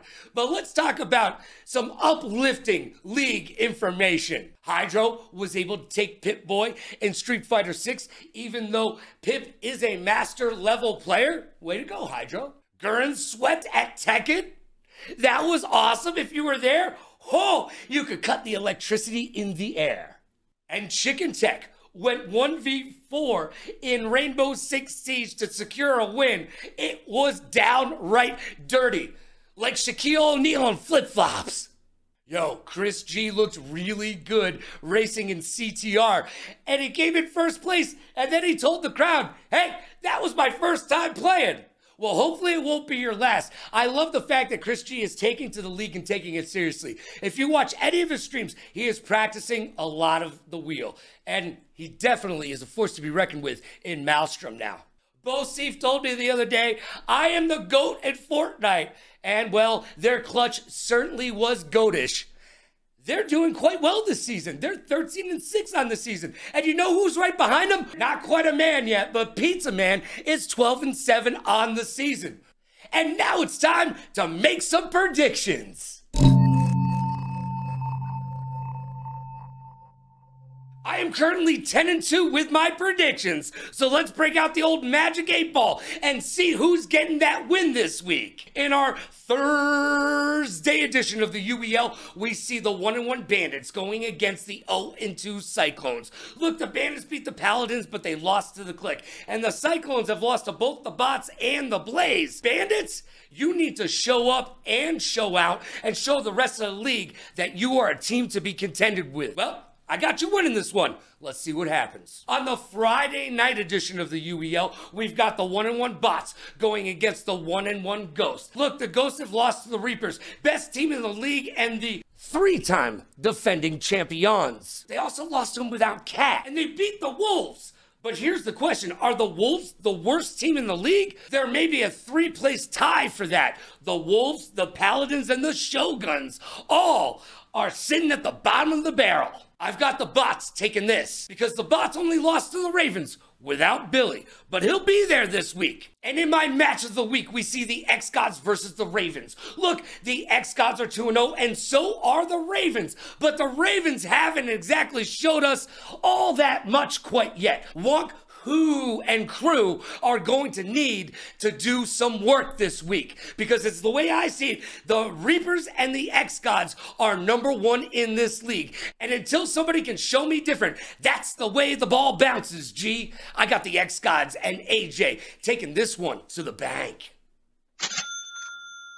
And in our Sunday edition of the UEL, we see the 0-1 Paladins go against the 1-0 Click. Look, from the Paladins camp, I keep hearing they're branding. They're creating a creator team. What does that mean? Get some wins for the love of everything that is good in this league. The name of the game is winning, and you haven't shown the rest of the league that you can do that quite yet. The Click beat the Bandits, but what does that really show in the long run? Well, we're going to find out this week if the Click have what it takes to be at the top of the heap. I see the Click taking this one. All right, let's find out how I did. Most likely to what? Most likely to be tall, dark, handsome, and modest? I already won that battle. And now it's time for 5 questions. And now it's time for 5 questions. Look, I've got questions, and hopefully you've got answers. Our guest this week is none other than the Tier 1 from the Click. It's my friend, your friend, and the league's friend. It is Chicken Tech. Yo, what's up? Thank you so much for being here. I appreciate you. Let's jump right in. As the Tier 1 on your team, what do you need to do better to get your team back to those winning ways? Honestly, like the scoreboard had a big gap, but it like a lot of the games were really close. Like for example, the finals, right? Like we had it at like 95% to victory, and then they was able to bring it back, but we just couldn't retake. And so it's just like little minor things with like a like team synergy type deal stuff with like a little bit of coverage expansion needed. But other than that, like we're coming together. We've all played together at one point or another, but where we've all never played together, so it's like a little finicky, but it's coming together. It's coming together. And you think time will be the telling factor in this, right? The more you guys get the opportunity to practice and play together, this will work itself out with the 80% of the remainder of the season? Yep. By playoffs, I think you're going to see a lot different game when it comes to the Reapers, because it will be us in the finals or the conference finals. Strong statement. We'll be watching. I love it. I love that. Yes, let the Reapers know that they're not just sitting up there all high and mighty without any competition below, because I know you guys are chomping at the heels. Now, question number 2. What is your favorite anime? My favorite anime happens to be Cowboy Bebop, and my favorite movie is Ninja Scroll. Where do you fall in line? Cowboy Bebop for sure has to. That will always be my favorite. Like 100% hands down. Like that'll never change. Close second is Naruto. Ooh. My friend Merc Anthony would like to sit down and watch how many thousands of episodes of that? Ah, man, there's too many episodes in anime. You can literally watch some of these for the rest of your life and not finish them. It's absolutely insane. Question number 3. There is a rumor around the league that you have a no trade clause and a tier 1 exclusivity clause built into your contract. Is there any truth to that rumor, or are you really good at negotiation? So I used to have a no trade clause. Okay. But with this season, I don't see me getting traded. And even if I do have the exclusivity tier 1 within the contract. So if I do get traded, I'm still at tier 1 because I know what my value is.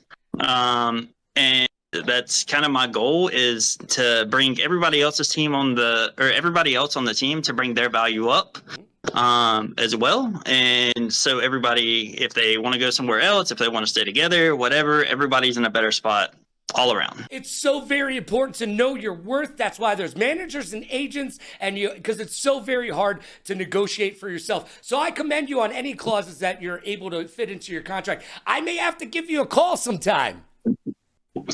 Hey, man, a line's always open.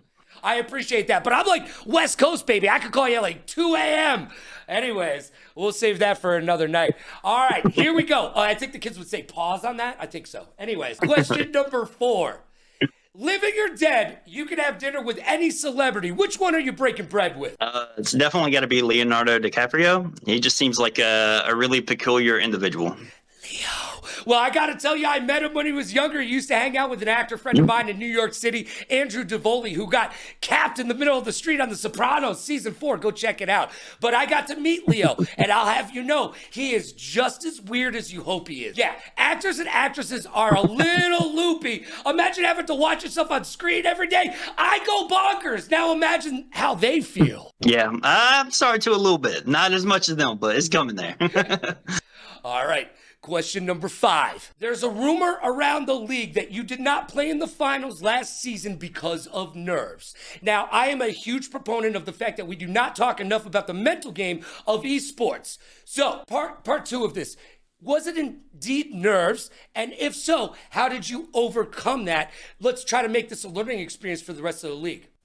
So it wasn't nerves. That was not it at all. I don't really get nervous when I play, but that's not the reason for me sitting out. I would say like the main reason is like on paper, it didn't make sense for me to go in because where I was at, if the team started doing a little bit more work on the games that I was good at, they should have been able to secure those. And then having that other person in just gave a little extra oomph to all the other games. And that was kind of the idea, but things happen. They got it. GG's to the Reapers.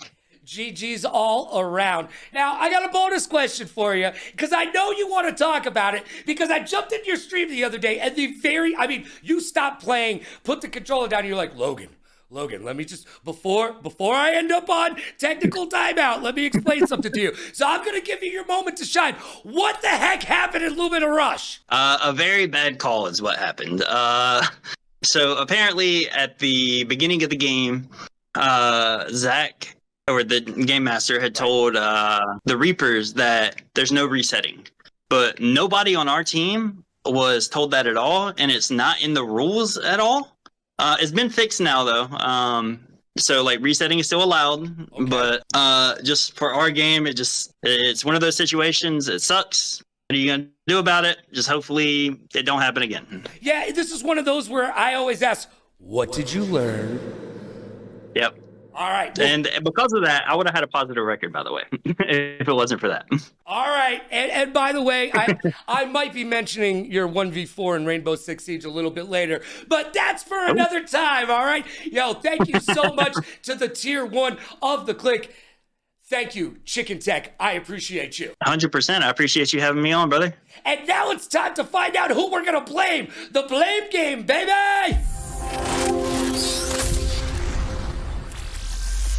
And now it's time to play the blame game. That's right, the segment you asked for, and ask and you shall receive. My guest this week is none other than the Shogun's owner. It is Black Diamond, baby!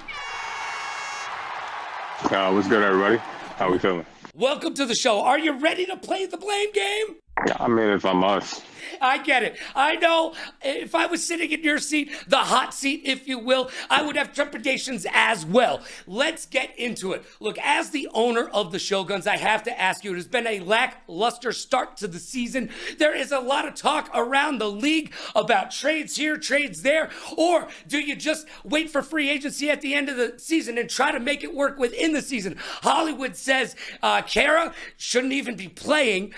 Dolo has shown up, but no one has a winning record. Chris G is practicing. We know that the team is headed in the right direction, but this is what's been happening to the Shoguns. I think that ghost has gotten away as whatever prop they were. It may even be standing still at this point.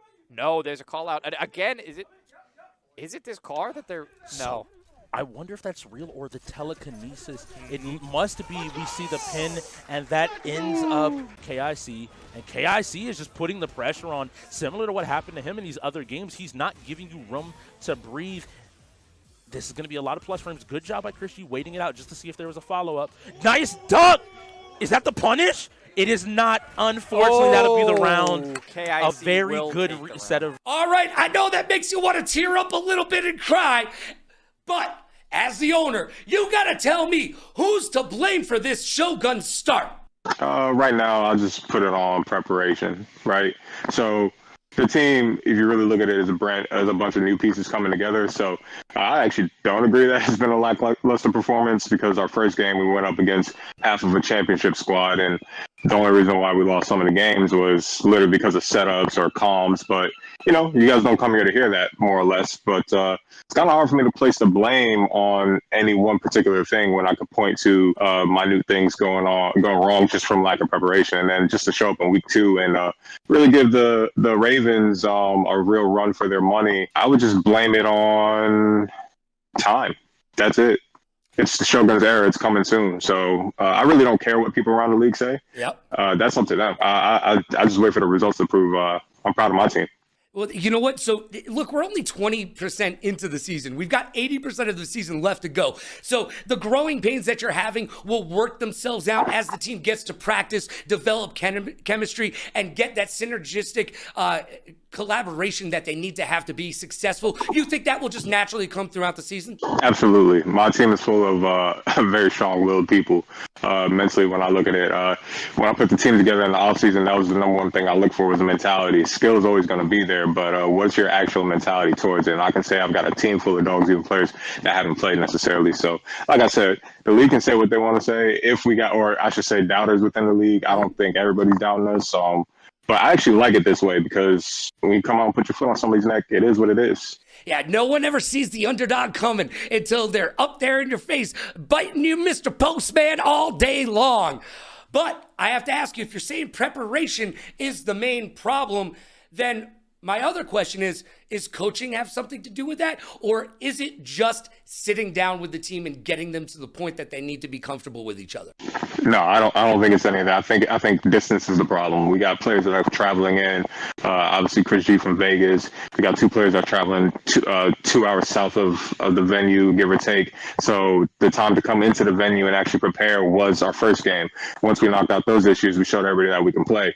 And honestly, it was a questionable call that really led to us even losing against the Ravens. So I'm not trying to blame the refs. If I'm going to play the blame game, we took the proper steps to prepare in that instance, and it resulted in what should have been 11 wins, and really we were going to win roller champs. So if I had to blame it on anything, it's just distance. Distance is the issue. But as you can see, off of two go-arounds, we had minimal preparation issues. So do with that what you will. Fair enough. I like the honesty. You know what? Preparation is key. Like I said earlier on today, the great John Wooden once said, perfect practice makes perfect. And I am sure with that alliteratory statement, the Shoguns will put down the practicing and get it done. And I can't wait to see what your team does for the rest of the season. And I wish you nothing but the best for the rest of this year. Black Diamond, thanks for being a guest. Oh, yeah, much appreciated. And just keep an eye out on the team. Can't wait to prove those naysayers wrong. And we'll be watching. And now it's time for my hot take. And Hot Take is brought to you by Newhouse. That's right, visit newhouse.com today. Use code LoganRadioRocks to save yourself tons of cash on all that furniture your butt has been asking you for. The holidays are right around the corner. Go to newhouse.com right now and get yourself that sweet, sweet, sweet furniture that you've always wanted. Use code LoganRadioRocks. Each week on Hot Take, I give you my opinion.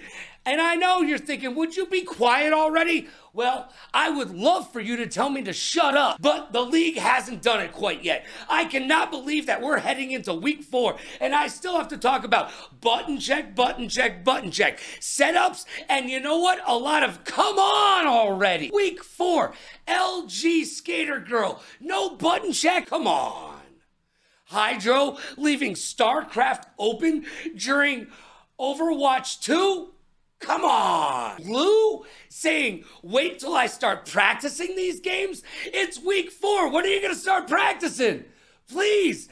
First of all, don't ever say that out loud. Don't let the rest of the league know. But also, start practicing. The Wolves didn't turn in a lineup.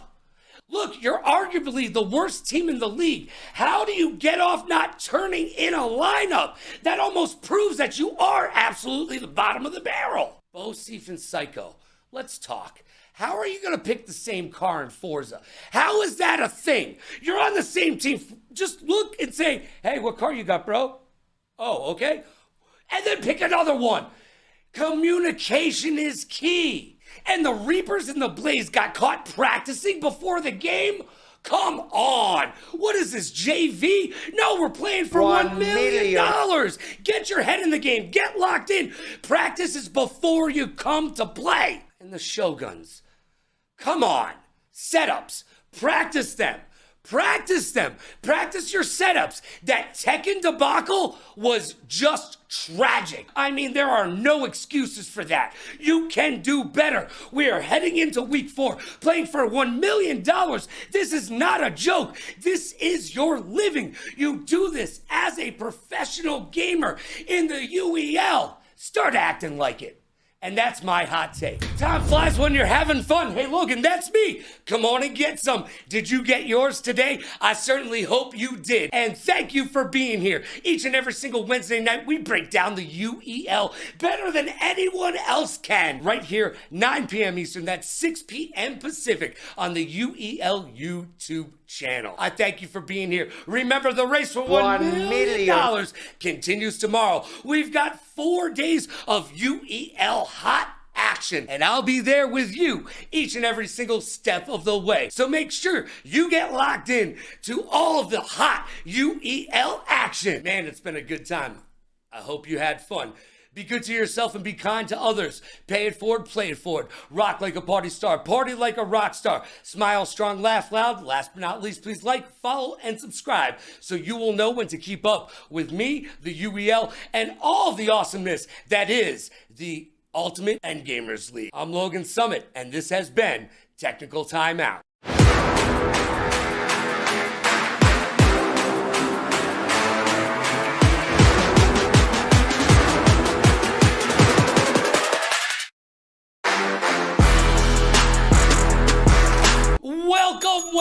Welcome to another episode of your mom's favorite esports talk show, Technical Timeout, right here on the Ultimate Endgamers League YouTube channel. Each and every single Wednesday night at 6 p.m. Pacific, that is 9 p.m. Eastern. And boy, did we have an amazing week of games. We have moved beyond the blowout meta and into the down and dirty UEL Season 9 action, like a party at Pigpen's house. And like a bad Steven Seagal movie, no one in the UEL is willing to back down, and the competition is rising to the occasion with throat punches and groin kicks for everyone to enjoy. And as a fan of the league, I am enjoying it. Like a kid taking off his training wheels for the first time and bolted down the driveway to freedom and neighborhood supremacy. Ooh, the UEL is rocking the body that rocks the party, so get out your seat and jump around. Heck yeah, throw your hands in the air, wave them like you just don't care. Season 9 is in full effect, and the race for $1 million continues tomorrow. So I've got one question for you, and one question only. Are you ready? Because it's time to break forth the rhythm and the rhyme. It's time to get down like a clown, like Charlie Brown, and turn that frown upside down. And it is time for the UEL to shine. So what do you say we get down to that UEL beatdown?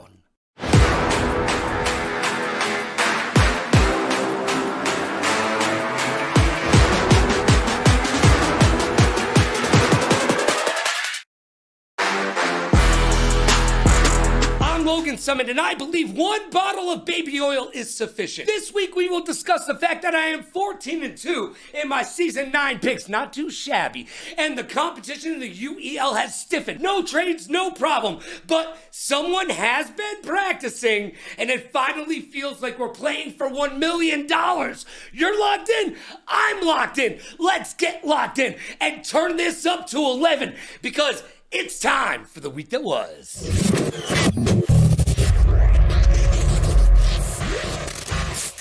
Life moves pretty fast, and if you don't stop and look around, you could miss it. Can you do a kickflip?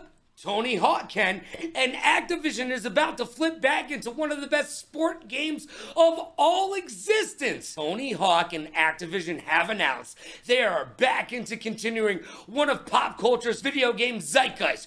Pro Skater is back, baby! The partnership will continue with another radiation that promises more tricks, spills, and of course a killer soundtrack. By the way, being a content creator these days certainly has its perks.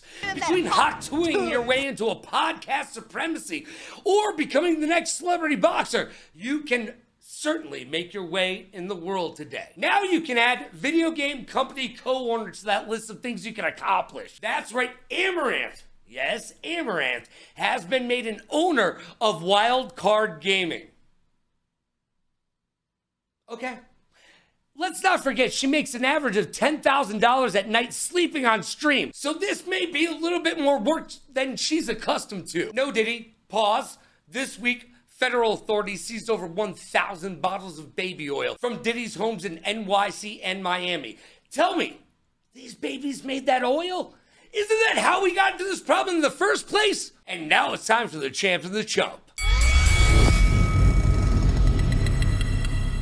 And now it's time for the best and the worst from the week that was. That's right, the champ and the chump, baby. The champ and the chump is brought to you by G Fuel. Head on over to gfuel.com. Use the code Logan to save yourself a ton of money on your favorite energy drink. That's right, go to gfuel.com, use code Logan, and save yourself a ton of cashish. thank me.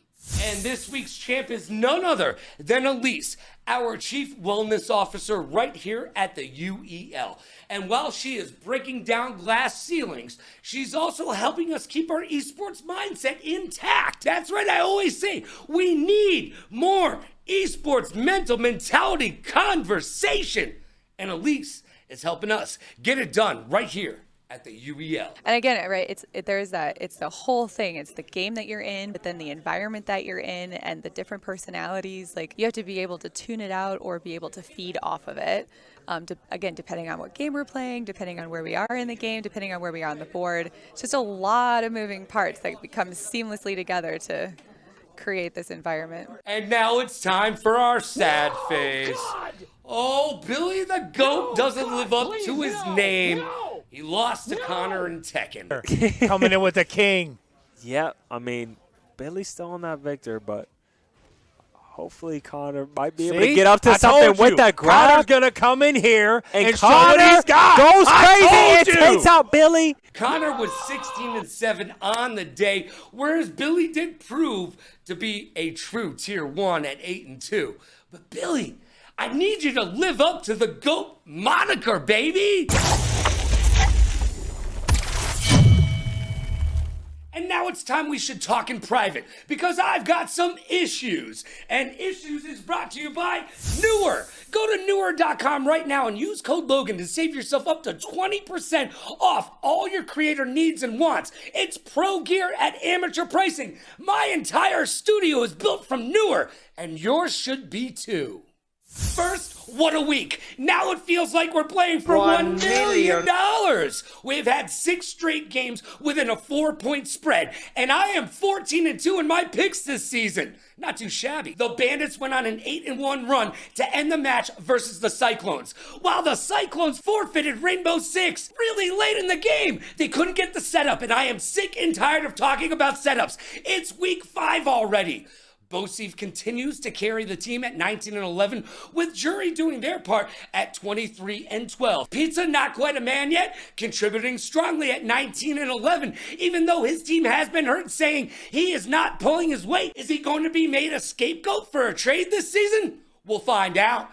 Lucci at 12-6 may be the most improved player candidate on his team.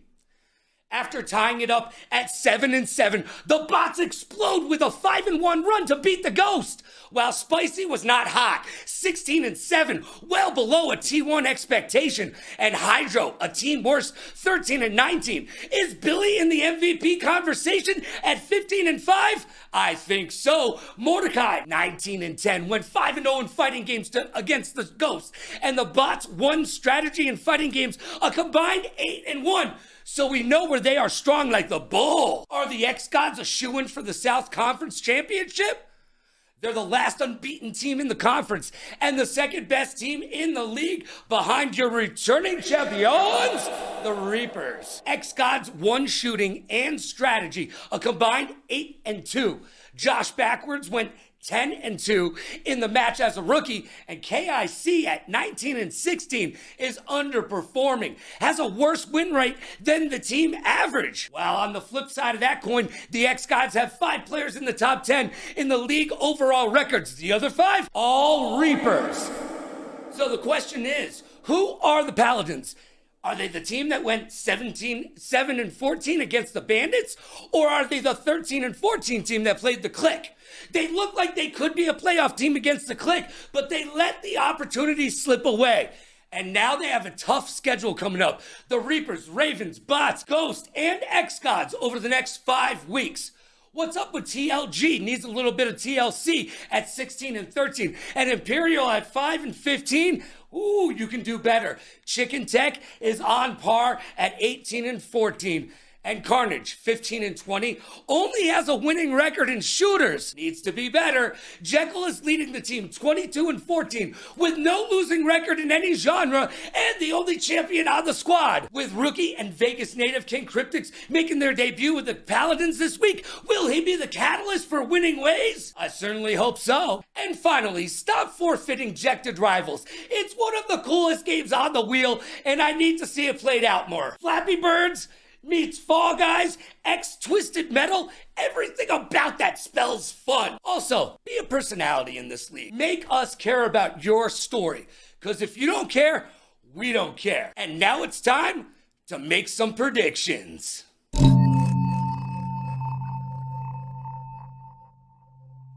I am currently 14-2 in my predictions, and I'm just saying, if we had gambling in the UEL, you'd be making bank. On the Thursday edition of the UEL, we will see the Blaze take on the Bots. And if this season is telling us anything, I gotta be honest with you, the Blaze might be called the Summits at the end of this year. I got the Bots and Billy taking this one to the bank. We'll see you on January 18th, Hollywood. And on Friday, we've got the 0-3 Cyclones taking on AJ and the X-Gods. And if you are where I'm standing, the X-Gods are the number 2 team in this league, no doubt, right behind the Reapers, your defending champions. So, Cyclones, you got your work cut out for you. Have fun with that. Unless there's a natural disaster, you don't have this. On Saturday, another 0-3 team, the Shoguns, take on the Bandits.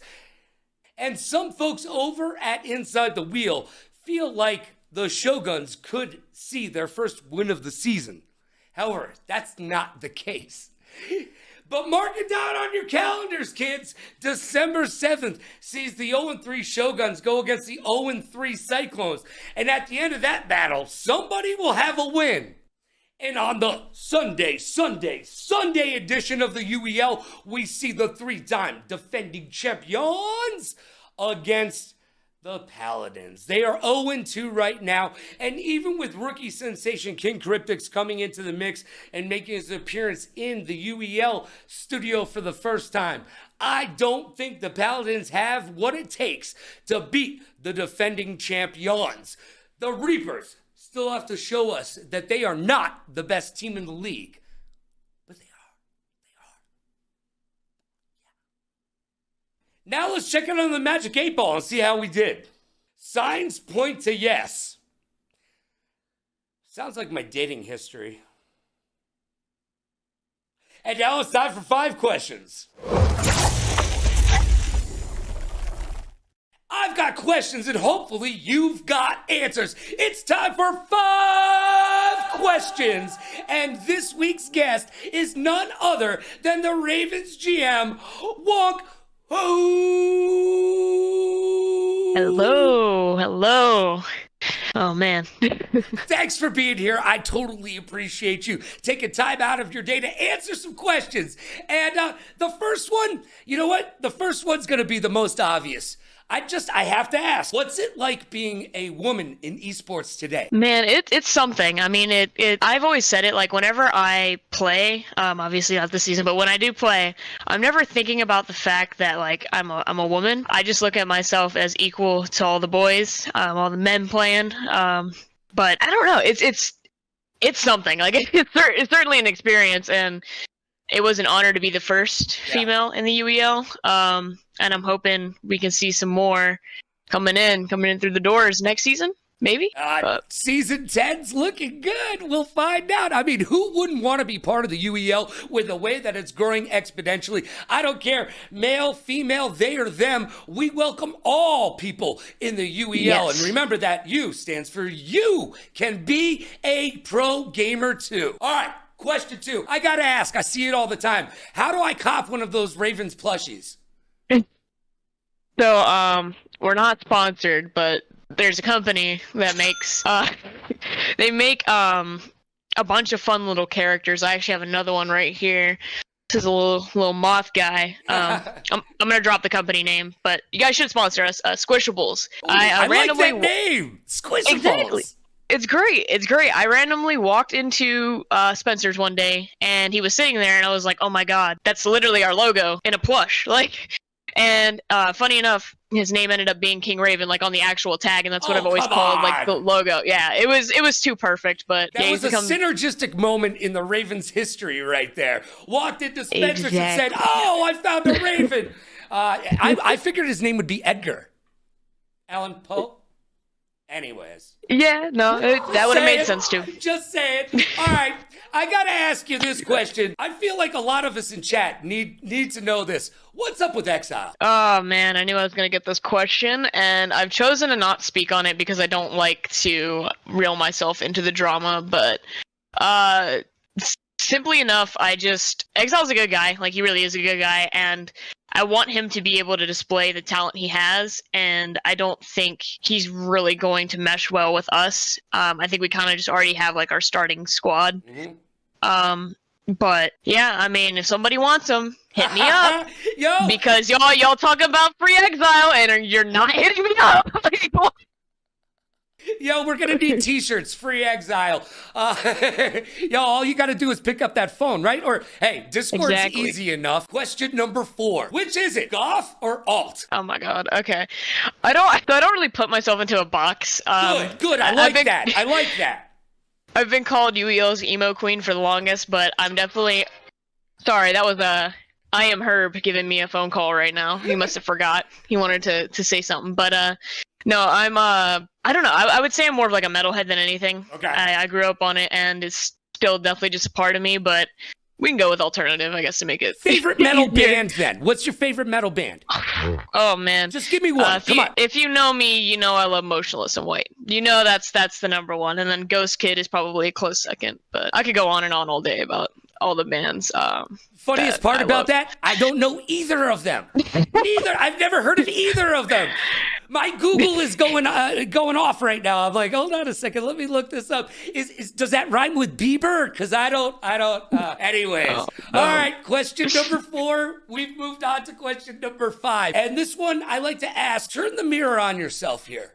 What do you need to do as the Ravens GM to better help your squad prove to be a legacy team and get this season moving in the correct direction? I feel like the biggest thing is accountability. When mistakes are made, they can't just be like swept under the rug and like, oh, it's okay, it's all right. No, it's not okay. And we need to point out those mistakes, work on them, get better, and just win. Like that's what we always say, just win. Which we didn't do in the last game. So. Hey, I'm 14-2, and you were my first loss, by the way. I bet against you. I know. But here's the thing is I woke up that morning, and the GOAT Billy texts me, I'm not going to be there today. Well, Billy, you should have told me that yesterday. Oh, man, Billy. Come on. Come on. I want to run it back. Well, you're going to get a chance to at some point this season, if hopefully. I got a 6th question, because I need to know. How'd you get the name? Oh, man. So, funny enough, I got it while playing Fortnite back in, like, 2017. And back then I was just a goofy teenager, I guess you could say. But, aren't we all? Man, some people would say that. Some people would be like, no, you're just cringe, and that's okay. That's fine. Because I would agree. But I was getting shot at. We were getting rushed by a team, and I'm just screaming, "Wonk, wonk, wonk!" like an alarm or something. I don't know. And then my mother comes into my room. She's like, "Hey, I'm going to the grocery store. You need anything?" I was like, "Yeah. Can I get some wonkus?" I was like, "Wonkus." Yeah. I meant yoo-hoos, but I was like, "Wonku." Hold on, that could be wonky. I'm a wonky person. This is it. This is the name. And ever since then, the Wonku legacy was born, and go by like 50 other names too, but it's mainly Wonku.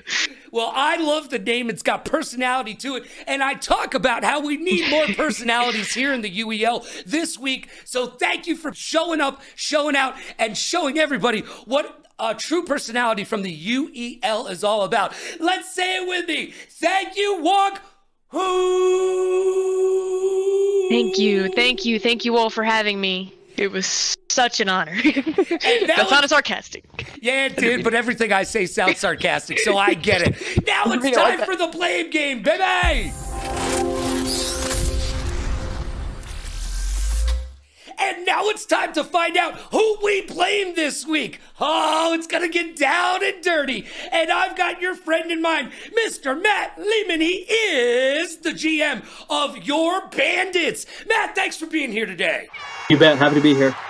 Well, don't say that too quickly. It is the blame game. Look, you asked for it and ask and you shall receive. So here's the deal. I am sick and tired of talking about setup issues and incorrect lineups. This is week 5. We're playing for $1 million.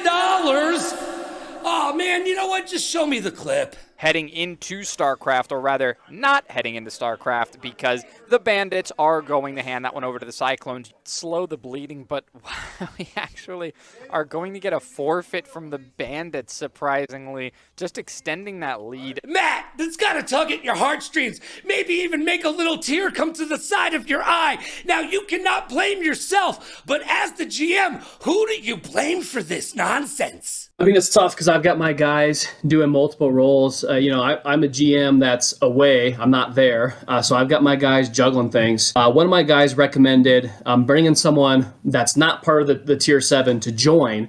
And we didn't really follow up on that. We said no.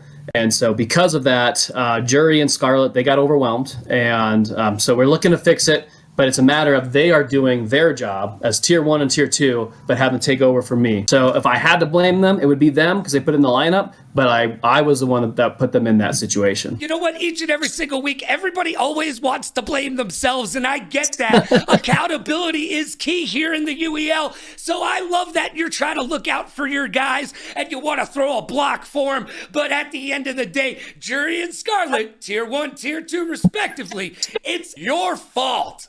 And Matt, thank you so much for being on the blame game. All right. Thanks, Logan. Hey, now it's time for my hot take. And Hot Take is brought to you by Newhouse. Go to newhouse.com right now and use code LoganRadioRocks to save yourself tons of cashish on all the furniture that you want.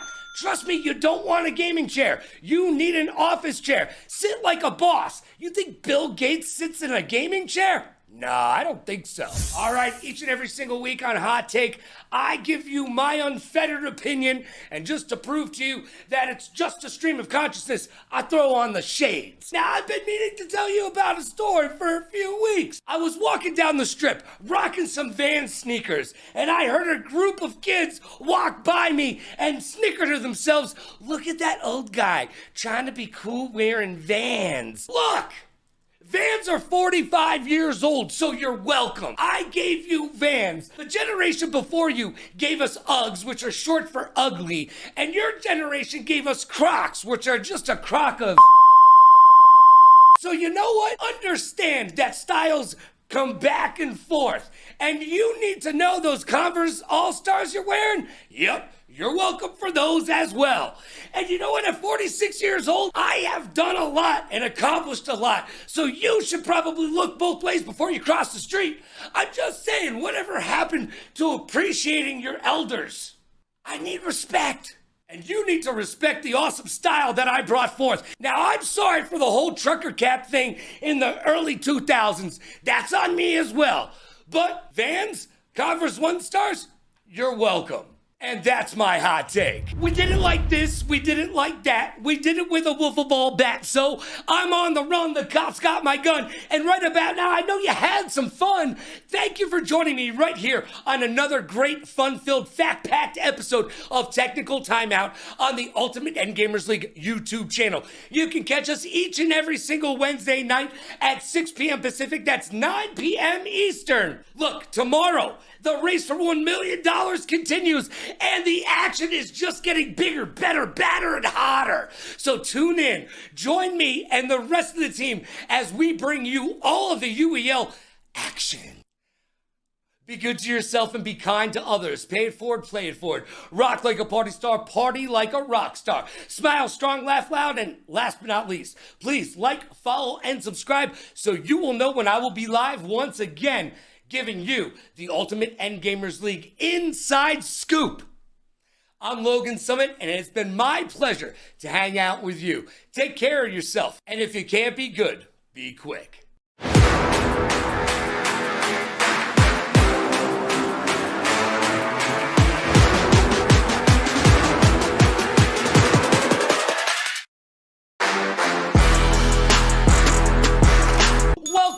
Welcome to another another fun-filled, fact-packed episode of Technical Timeout. It's your mother's favorite esports talk show right here each and every single Wednesday night on the Ultimate Endgamers League YouTube channel at 6 p.m. Pacific. That's 9 p.m. Eastern or Atlantic for Speedy. And of course, always available video on demand. This week, the league did exactly what they were supposed to do. The wins and the losses were exactly what I said they would be. I am currently 17-3 in my picks. Not too shabby, if I do say so myself. However, one team took social media to try to tell me I'm the chump. Well, it's a good thing the X-Gods and the Reapers are in separate conferences, kids, because I'm calling it right now. Our UEL finals on January 18th will see the X-Gods versus the Reapers. Think I'm wrong? Tell me in the comments below. But as it currently stands, there are two teams head and shoulders above the rest of the league, and everybody else is battling it out for mediocrity. The battle for $1 million continues mañana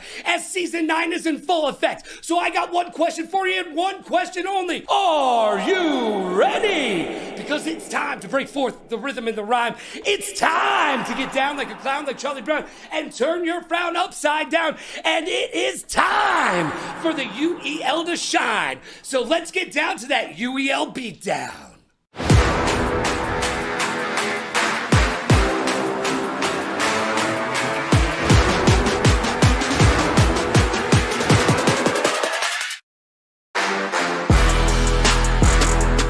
Logan Summit, and I just want to be held. So what do you say we get this show on the road and get locked in? It's time for the week that was.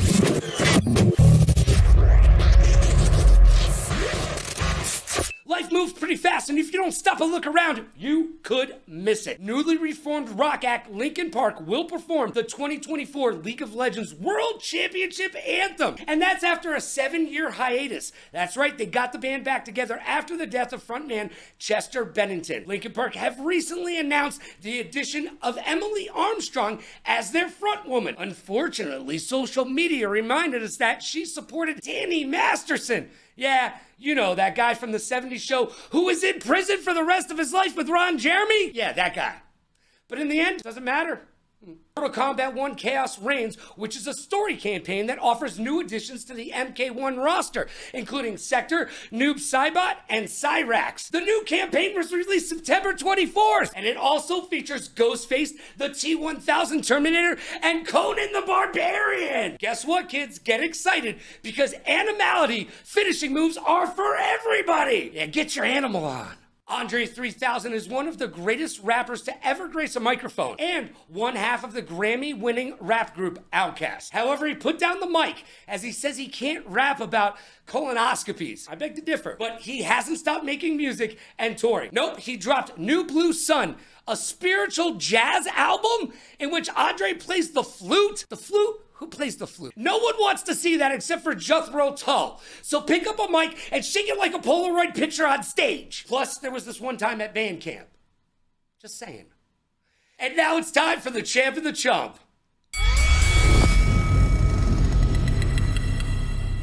And now it's time for the best and the worst from the week that was. It's time for the champ and the chump. Bring me those highlights. The Champ and the Chump is brought to you by G Fuel. Use code Logan at gfuel.com and save yourself a bunch of money. Remember, don't drink water, fish piss in it. Drink G Fuel. The champ this week is the X-God and the Tier 1 AJ and the Tier 2 Nexus, both going 9-1, showing up and showing out in their win against the Cyclones. AJ, not so much, and there you go, almost a perfect reflection of each other. These are two sports Tier 1s. And then Nexus standing up with that 9-1 as well. Same record as his Tier 1. They've gone in for a lot of similar games.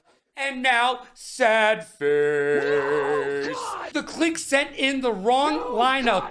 After the game, the Paladins were given the win, only because of the Click setup issues. I am sick and tired of talking about setups. This is the last time I'm going to mention setups.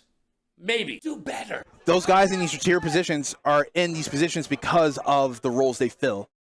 And it looks like we heard a timeout click from the floor right now, so meaning somebody's not able to get to all the perks. And now it's time for issues.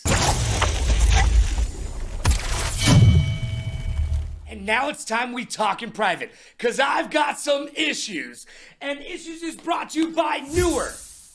Visit newer.com right now for all your content creator needs and wants. Use code Logan to save over 20% off of pro gear at amateur pricing. I'm reading off of a Newer teleprompter right now, and you could be too. Visit newer.com and use code Logan to save tons of cash. Who can beat the X-Gods? Or the Reapers? That's the question. We are halfway through the season with a big-time playoff bonus. That's $5,300 to play video games. What are you going to do to secure your cut of that do, re, mi, fa, sol, la, ti, do? I think some trades might be in order.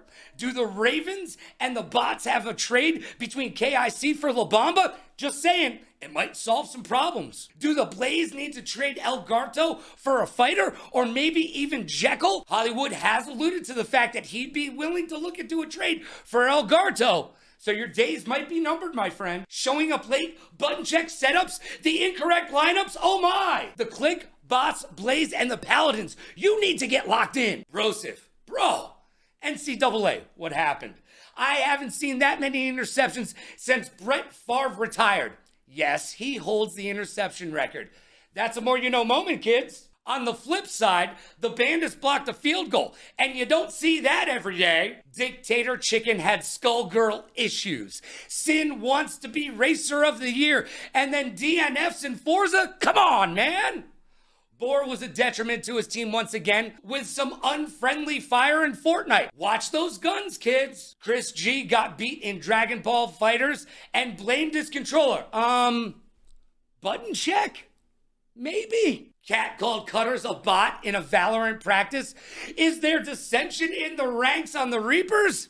Nah, they're just winning. Aspect went 13-0. Congratulations. Asajj, aka Josh Backwards, is making a bid for MVP at 37-6, and his duck season in the Rookie of the Year contention at 25-21. Well, we shall see. X-Ray managed to beat Silver in Street Fighter 6. Does anyone still think that was a good trade? And if you were paying attention, the Bots played a new strategy in Ragnarok, and it worked. Changing the meta, Billy. Love it. And finally, let's talk about the Paladins. Michigan FF their way into giving me my third loss of the season. Did I mention I'm 18-3?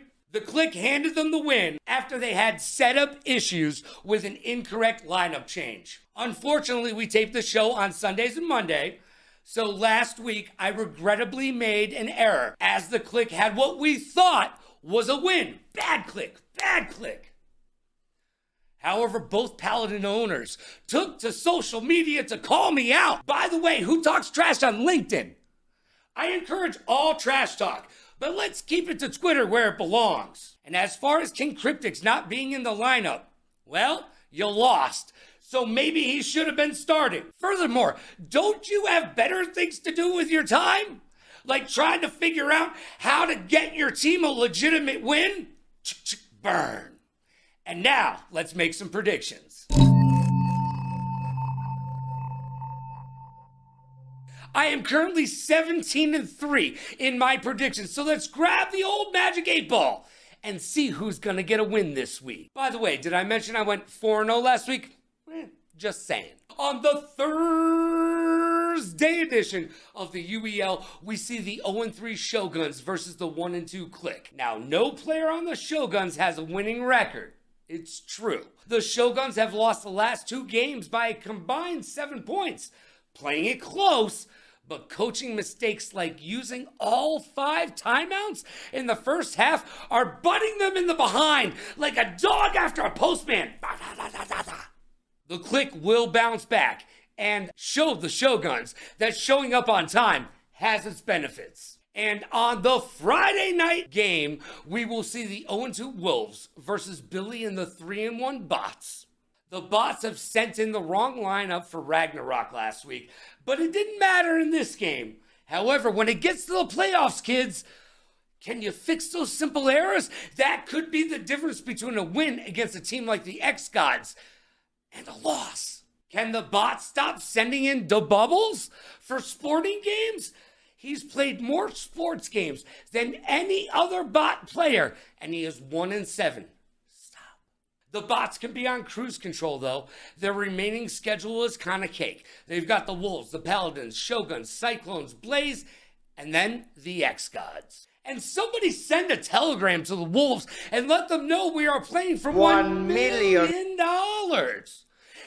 Do you hear me knocking? Well, let me in and get locked in. Bots for the win. And in my game of the week, we have the 1-2 Paladins versus the 2-1 Ravens.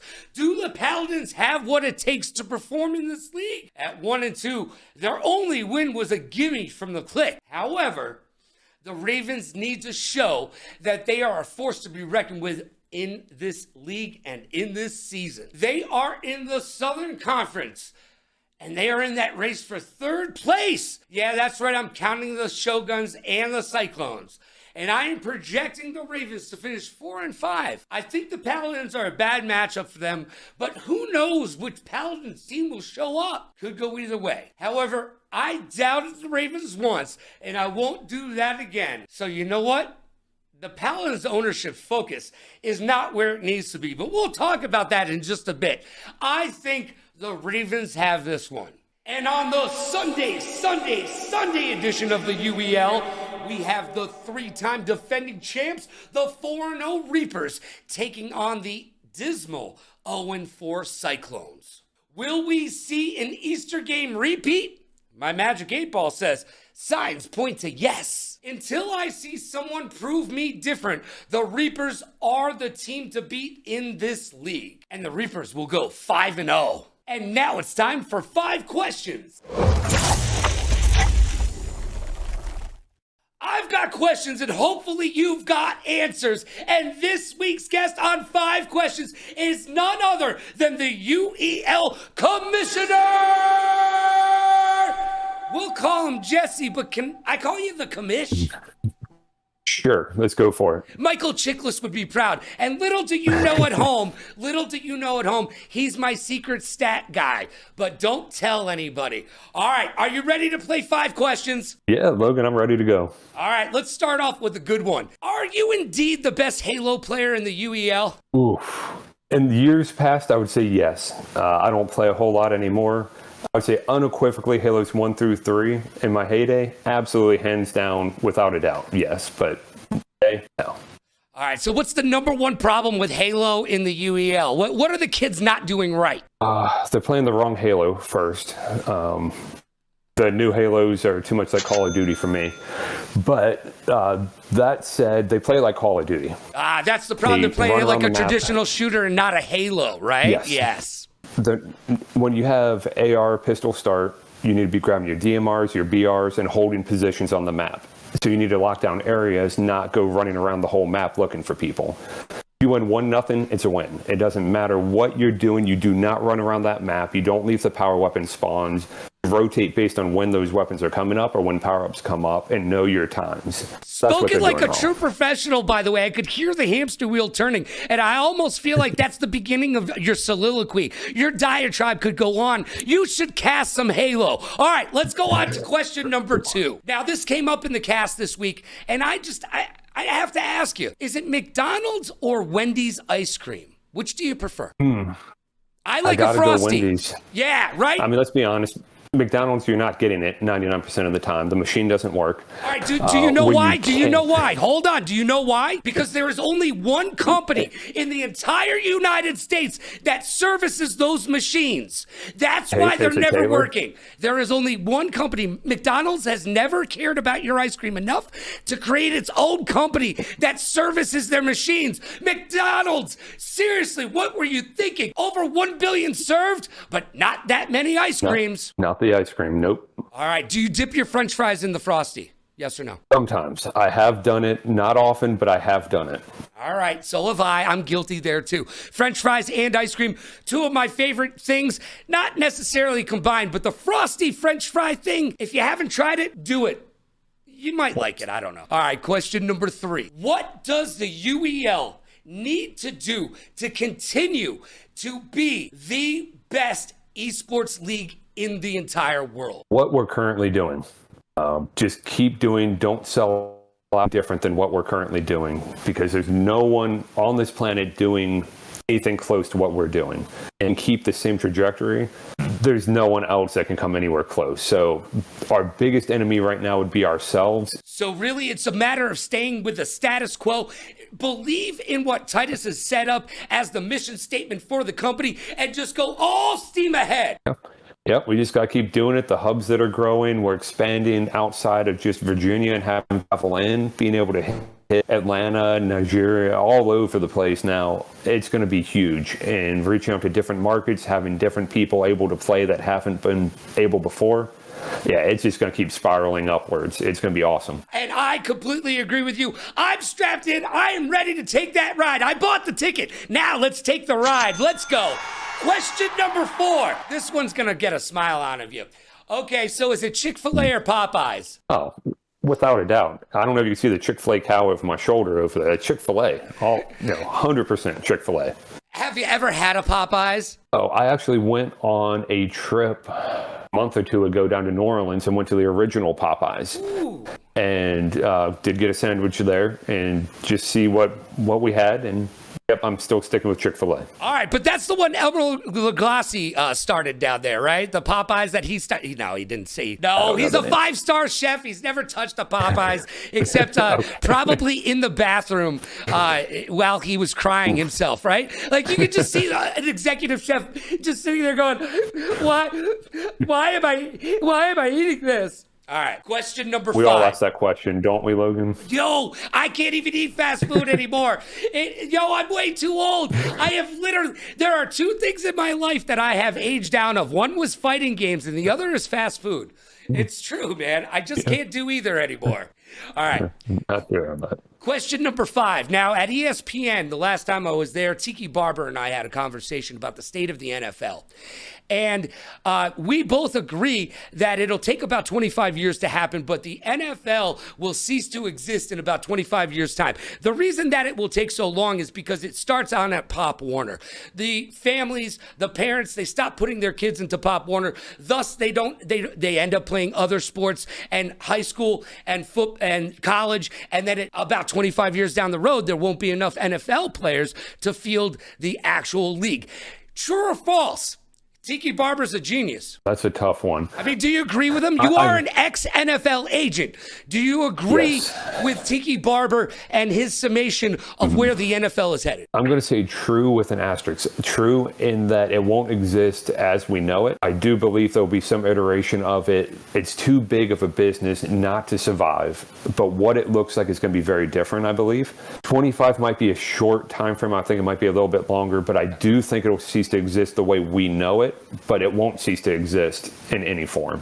Yeah, I think flag football is going to be the wave of the future. You're going to see a lot more incorporated into that. We're going to get away from the XFL and more to what we see on college campuses and intramural sports, and that will become the next iteration of the NFL. Before I let you go, I need you as the commissioner of the Ultimate End Gamers League.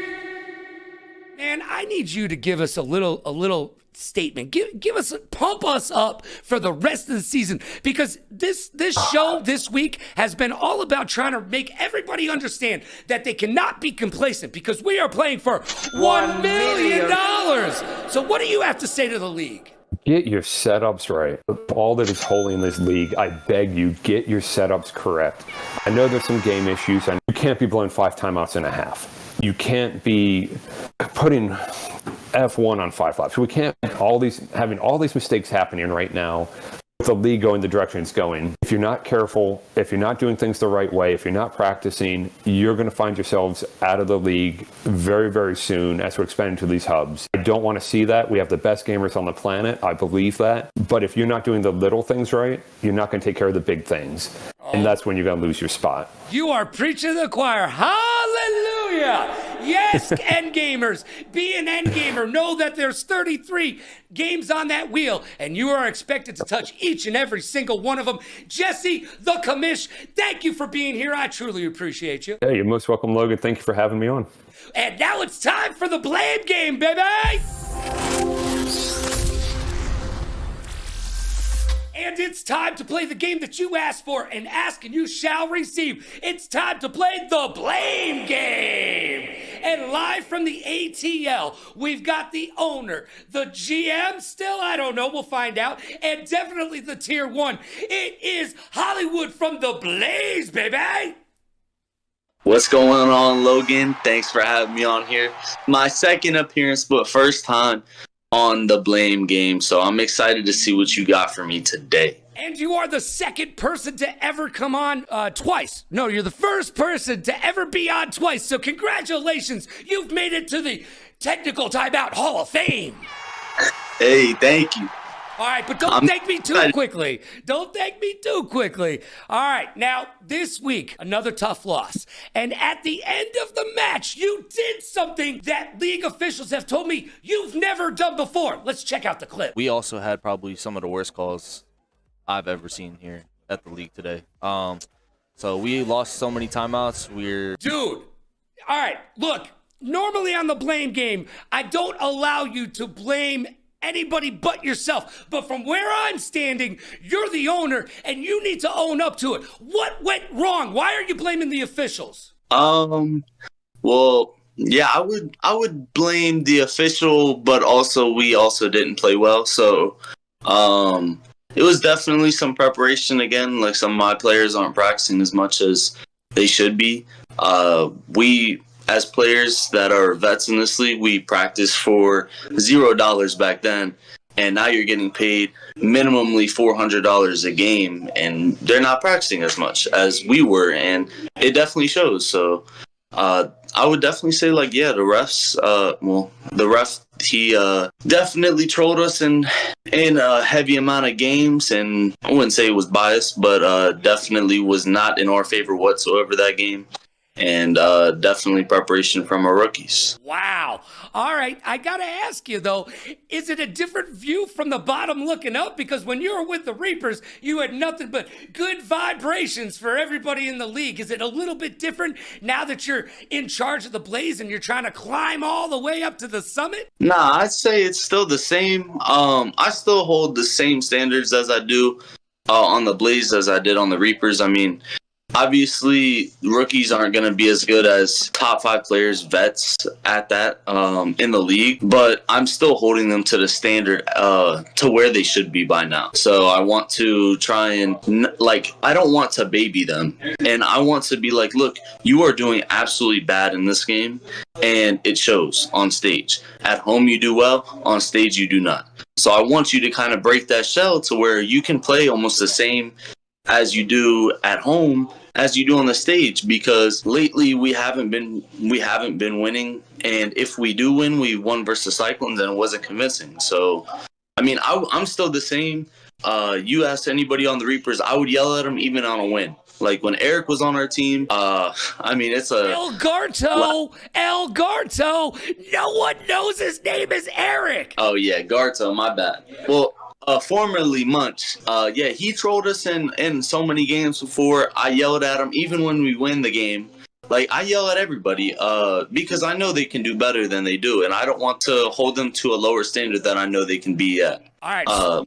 They can be higher. Speaking of doing better, you've got Lockdown now to help you get locked in, but you're still having setup issues. What are you going to do to prevent this in the future? Because this can't continue, and I know it's got to be making you nuts. Yeah, I mean, I think some of it is just where, like, if me and Garto and Milk are in a game and Lockdown is trying to coach it for us, we have to prepare the rookies to go and set those games up properly. And I think the one game we did mess up on was Lethal League, but it was like both sides weren't, like, the controllers weren't connecting the whole time, and then it was just, it's Blaze setup, it's a timeout. I don't really know to call, but I feel like if both sides are having problems, it's kind of a technical, hold the timeout. But I'm not the ref this season. I don't know 100% the rules and what goes on with stuff. I try and know as much as I can, but... You are an assistant game master as well, though, so you should know the rules. All right, definitive answer. Who is to blame? Is it the officials? Is it you? Is it Lockdown? Who is to blame for the Blaze right now? Yeah, it's definitely not Lockdown. Last game, he did exactly what I asked from him. So coach, he did perfect last game. I think half our players did well, half our players did not.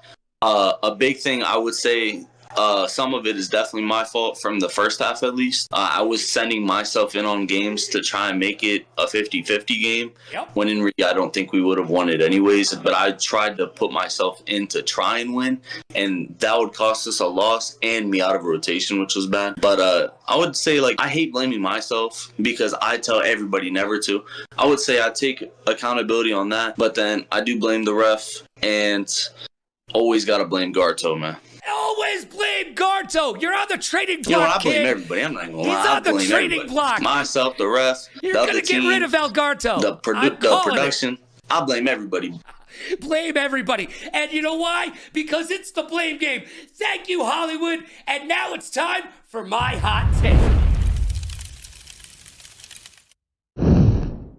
And now it's time for my hot take. Hot take is brought to you by Newhouse. Visit newhouse.com today. Use code LoganRadioRocks to save a ton of cash. Your butt will thank you in the morning. Let me ask you a question. Are you complacent? Are you good?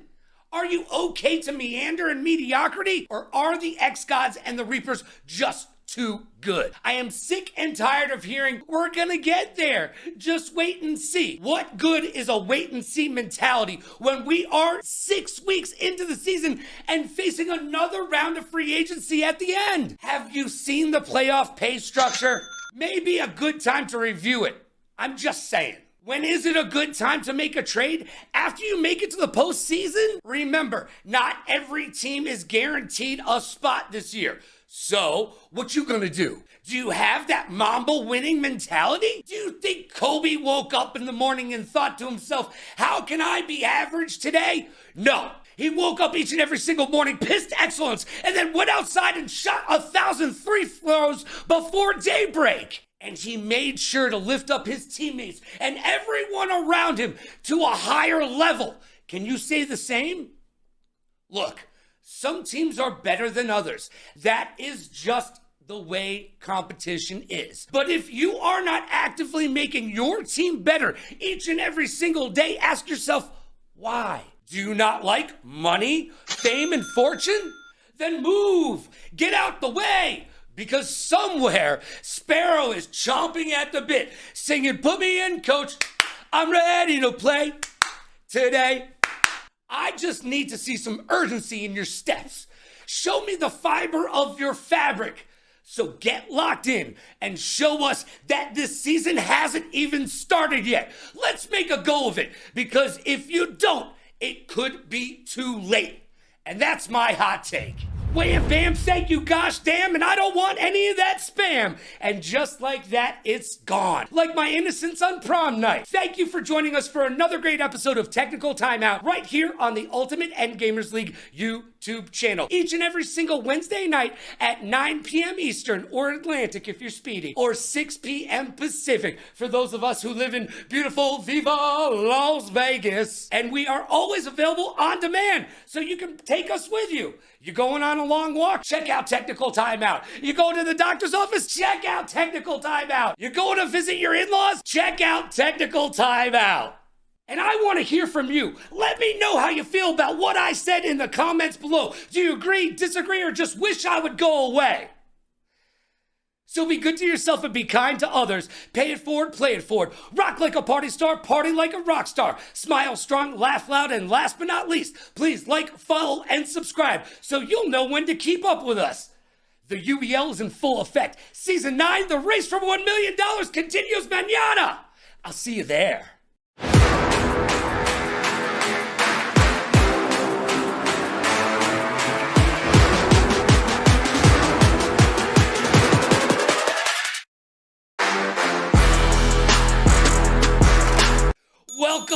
Welcome to another great fun-filled, fact-packed episode of Technical Timeout right here on the UEL YouTube channel. Week 6 is done, and Week 7 in the race for $1 million continues mañana. Well, we did see some of the lower bracket teams play better this week. I think I need to remind you all of a quote from the late, great, mean Gene Okerlund. Close only counts in horseshoes and hand grenades. Boom. But there were some movers and shakers this week. Not everyone in the UEL is sailing the seas of mediocrity. Cause this ain't nothing but a G thing, baby. Two low def players, so we're crazy. UEL is the label that pays me. Unfadable, so please don't try to fade this. But back to the lecture at hand. I got one question for you, and one question only. Are you ready? Because it's time to break forth the rhythm in the rhyme.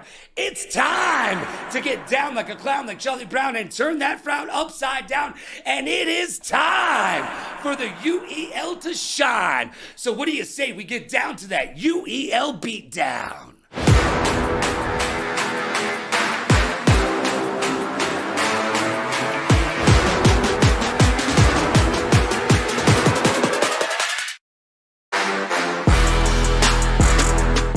I'm Logan Summit, and as you might imagine, most of my power is derived from this here mustache. It's true.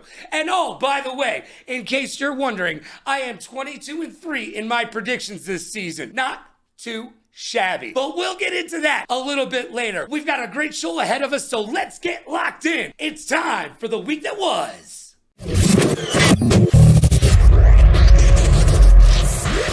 Life moves pretty fast, and if you don't stop and look around, you could miss it. This week, the boss at Tekken asked the chicken boss, Kentucky Fried Chicken, to let the Colonel be an active playable character in the game. I don't know about you, but I'd rather see him in Mortal Kombat, because then you would have some crazy finishing moves, like the Colonel's 11 special herbs and spices. What is his special move gonna be? What does he take off his bolo tie and whips you with it? Finish him!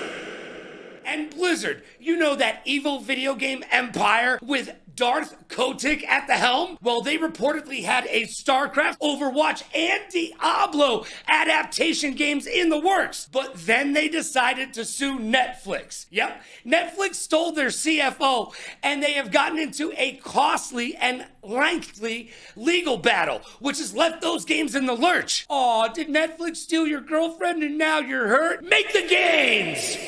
And finally, the hawk to a girl, Haley, is back in the news, and this time, not for anything good. She is a certified millionaire, that is true. However, she is now suing the guy who made her famous. Yeah, that's right, the guy who interviewed her on the street. She's suing that dude. He made her famous, and now she's suing him. However, even with her $1 million and Jake Paul's help, she can't get a good lawyer. Because if you look at the law, the person who owns the footage is actually the one holding the camera. Crazy as that may be, but it's true. So that's who she needs to sue. And I get it, she wants the footage. She wants to own the footage that made her famous. But she's suing the wrong person. You can take the girl out of the woods and make her the 4th biggest podcaster in the entire world. But you need to dig up Johnny Cochran. Ask Jack Doherty, because he gives 0 Fs. Or maybe Logan Paul to help. Yeah, remember Japan? And now, it's time for the champ of the chump. And now it's time for the best and the worst from the week that was. Give me those highlights. And the champ of the jump is brought to you by G Fuel. Go to gfuel.com right now and use code Logan to save yourself up to 50% off all of your G Fuel needs and wants. All the cool kids are doing it, and so should you. The champ this week goes to Jekyll. 30-20 on the season, but he showed who had the big brain on Brad in Maelstrom and made sure to secure the win for his team. If someone on his team is counting points, you deny them a bounty, deny them a point, and you ensure that you instead die to the storm. This is what I want to see. Yeah. He makes sure that they don't get any more points along the line. And the chump this week, sad face, is the bots. They used 2 timeouts to fight Billy's limited edition controller. He was making players empty their backpacks. And you know what the entire time? It was in his own bag, baby. Of course, we have to stop everything to ensure that his limited edition pink control. Notice, it's not just one control. It's a limited edition pink control. La Bamba took Billy's remote. Oh, my goodness. Oh, Billy, so sad. And now it's time for issues. It's time we talk in private because I've got issues. Issues is brought to you by Newer. Visit Newer.com today. Use code Logan to save 20% off pro gear at amateur pricing. That's right, Newer.com has all of your gear to be a true content creator. Visit Newer.com and use code Logan to save big bucks, baby. It's week 7 and we still have some naughty teams out there. Let's start with the Florida Shoguns. They had setup issues. And they were losing their mind when they won their first game, which I would remind you made the score 7-1. Yep, they had just lost 7 in a row. Settle down and know your role. Both the Shoguns and the Clique didn't turn in the correct lineups for Checkmate Showdown. Do better. Even the Reapers had setup issues, but that could just be jet lag from partying in the ATL. Cat went 7-5, not the 10-1 dominant performance he showed after the long flight home from China, but still a winning record nonetheless. Cutters went to Tier 1 this week, and he showed out at 11-2 on the day, showing you that it ain't no thing but a chicken wing. The Reapers got this in the bag. Forget about all the other issues the Cyclones are facing this season. They started NCAA with 2 delay of games, and then had to FFCTR because they were trying to log in under Titus's account, and the boss said no. Well, most likely his son shut you down. How you feel about that? Meanwhile, there was no lack of trash being talked between the winless windbags and your 3-time defending champions. Rookie Intensify said Cutters can't keep up. And I ask you, keep up with what? You're 0-5 and you personally went 2-9 on the day. Shh. After a dominating performance by the Reapers in Overwatch 2, Bosif said, well played. And Ricky Rock'em Sock'em Robot's retort was, nah, we destroyed you. It must be nice to live at 50-10 like Ricky, but as he'll tell you, he's simply the greatest. I mean, he did take out Silver in Tekken. Does anyone still think that was a solid trade? However, we may have found the chink in the Reaper's armor, though, and it is strategy games. But from my lips to Cat's ears, and you know they will be practicing. Like in any competition, there are 2 sides to every story, and the killer proved his namesake in the finals. Snappy had a sick double nade kill at the end of Halo, looking very much like the champ runner-up this week. The Reapers had a flawless round in Valorant, which is just sad. I mean, we are a pro league. Well, sad if you're the Cyclones. Hey, Rez, you are a true artist in Dead by Daylight. It was fun to watch, and Hollywood called it in the chat.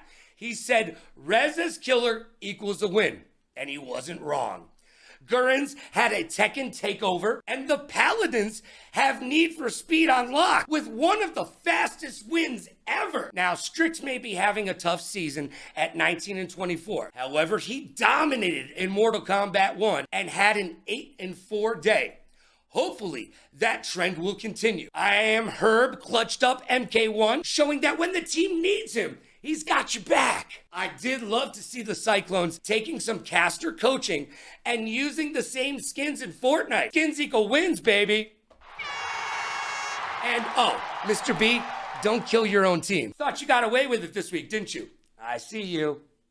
Besides being an MVP contender, Jekyll showed what it means to be a true endgamer by taking Jected rivals by a mile, causing Speedy to invent vernacular. Jekyll is now known as Jectal. The 3rd anarchist stepped out from his coaching position to take the tier 7 spot on short notice. But did it help? Well, that remains to be seen. And the Ravens need to be asking themselves, should Wonk be playing this season? We talked off camera, and she was surprised that I didn't ask her why she wasn't playing this season. But I told her I suspected that she didn't want to play this season and wanted to let her players figure it out for themselves. But it may be time to dust off the controller and get in the game. And finally, Pizza Man did not play this week because he was sick. And I just wanted to say, get well, Pizza Man. We will see you next week. And now it's time to make some predictions. Now it's time to break out the old Magic 8 Ball and make some predictions. I am currently 22-3 this season. And in our Thursday matchup, we see the 1-3 Paladins facing off against Billy and the 4-1 Bots. The Paladins went perfect in setups last week, so if they can do it, so can you. Look, this is a matchup of strength versus strength. They're both big in fighting, but the Paladins must win for playoff hope, and they will need to fix their issues with shooters to get there. Could the Paladins catch Billy and the Bots sleeping? Well, the Bots look like they're going to take the second playoff spot in the Southern Conference, but the Ravens are right there, and they will need Mordecai to get back to their winning ways as they finished with a dismal 3-8 record this week after going 17-3 in the previous 2 weeks. I expect that the Bots will reign supreme. On Friday, we have my match of the week and my upset of the week. The 1-2 Blaze versus the 3-1 Ravens. This may decide the third spot in the Southern Conference. Blaze have a much easier schedule remaining, but they are a game back in the loss column to the Ravens. So if the Blaze lose, they'll basically be 3 games back. If the Ravens lose, they'll find themselves tied in the loss column and losing the tiebreaker. They also have a much harder schedule for the rest of the season. The Ravens were without Wong as she was living it up in the ATL with Ludacris. Hopefully having her experience and acumen will help the Ravens realize that this is a game they cannot afford to lose. I believe if Hollywood and the Blaze are going to show up this season, it needs to happen this week. This is a must win, and I believe Hollywood will have his team ready to do battle. I think the Blaze will show out and show the Ravens and the league that they are not to be counted out this season. On the Saturday edition of the UEL, we've got the 2-2 Click squaring off against the 0-5 Cyclones. Look, Chicken Tech cherry-picked his team, but the Click will need to lean on their Tier 5 standout and only champion Jekyll to keep this team on track towards a playoff spot. Will the Click choose to sit Carnage once again as he has the worst winning percentage on the team? While the Cyclones continue to struggle, with Bosif saying about the Reapers game, I quote, "We only lost by half their points, which is insane." That is a defeatist attitude for sure. They need to practice shooters, which they are 6-23 on the season, and racing games where they are struggling to find the pavement at 7-16 this year. I believe the Click have what it takes to send the Cyclones back to the drawing board and have them using their tiers to salt their fiery Cheeto. The Click got this one. And on the Sunday edition of the UEL, we find the bottom of the barrel, the 0-3 Wolves, facing off against the #1 team in the South. And they're looking so fresh and so clean at 4-0. As the Wolves have shown some grit, it may be a case of too little, too late, as they still have the Click and the Reapers on their schedule this season. The playoffs do not look likely. And this one should be a straight decimation of the pack to set them back to 0-4, while they ask their mamas, where did it all go wrong? The X-Gods got this one in the bag. And now it's time for 5 questions. I've got questions and hopefully you've got answers. This week, my guest is none other than the 30-20, right now Tier 5 for the Click. His name's Jekyll, but they changed his name this week to Jekyll. Hey, how you doing, brother? I'm doing great, Logan. Thank you for having me on. Well, it's my pleasure to have you here. The way that you've been playing, literally, I said, I need to talk to this man because, look, you've got the best record on your team. But let's get to question number 1. Who besides yourself is in the hunt for the MVP this season? Because I see you got to be in the conversation. But who else do you see out there in the MVP search? In the current MVP search, you're going to always have people like, you're going to have Kat, you're going to have Billy. Their names are always going to be in consideration. But a name that I would want to throw out is going to be, honestly, I'm going to throw out Bosif. Bosif has had basically been thrust into a Tier 1 position on a rebuilding Cyclones team and has taken charge. He has done everything right. And now the team just needs to follow up and back him up so they can start winning some games. Well, I know Bosif's going to love hearing that. Somewhere at home right now, can you hear that? That's Bosif cheering right now. Yeah, they I got dropped you. me on technical timeout. He's totally stoked about Yeah, it. sir. All right, question number 2. Casters brought this up. I don't know who doesn't feed these casters, but they're always talking about food. And I have the perfect answer to this question, which, by the way, I think is a pretty lame question. But since they brought it up, I have to bring it up to you. Is a hot dog a sandwich? I really dislike that you asked me this question because no, it is not a sandwich. I understand it is a piece of bread that goes around, but it is not a sandwich. A sandwich is 2 individual slices of bread with meat in the middle. All right. That is a sandwich. A hot dog bun is together. All right, so I beg to differ, and this is my explanation for you. This is my explanation. All right, I'm ready. All right, a hot dog is a sandwich like Kleenex is facial tissue. Kleenex is a type of facial tissue like a hot dog is a type of sandwich. Oh, yeah! Oh, yeah! Oh, I think I hit that out of the park. Come on. I think that is a good response to it, but I don't think that's enough to convince me just yet. I still think a hot dog isn't a sandwich. All right, fair enough. We'll let you have your opinions. It's a very subjective question, but this one may not be. Look, your owner is watching this show right now, okay? Yep. And I need you to look into the camera, and I need you to tell him what tier you should be playing at.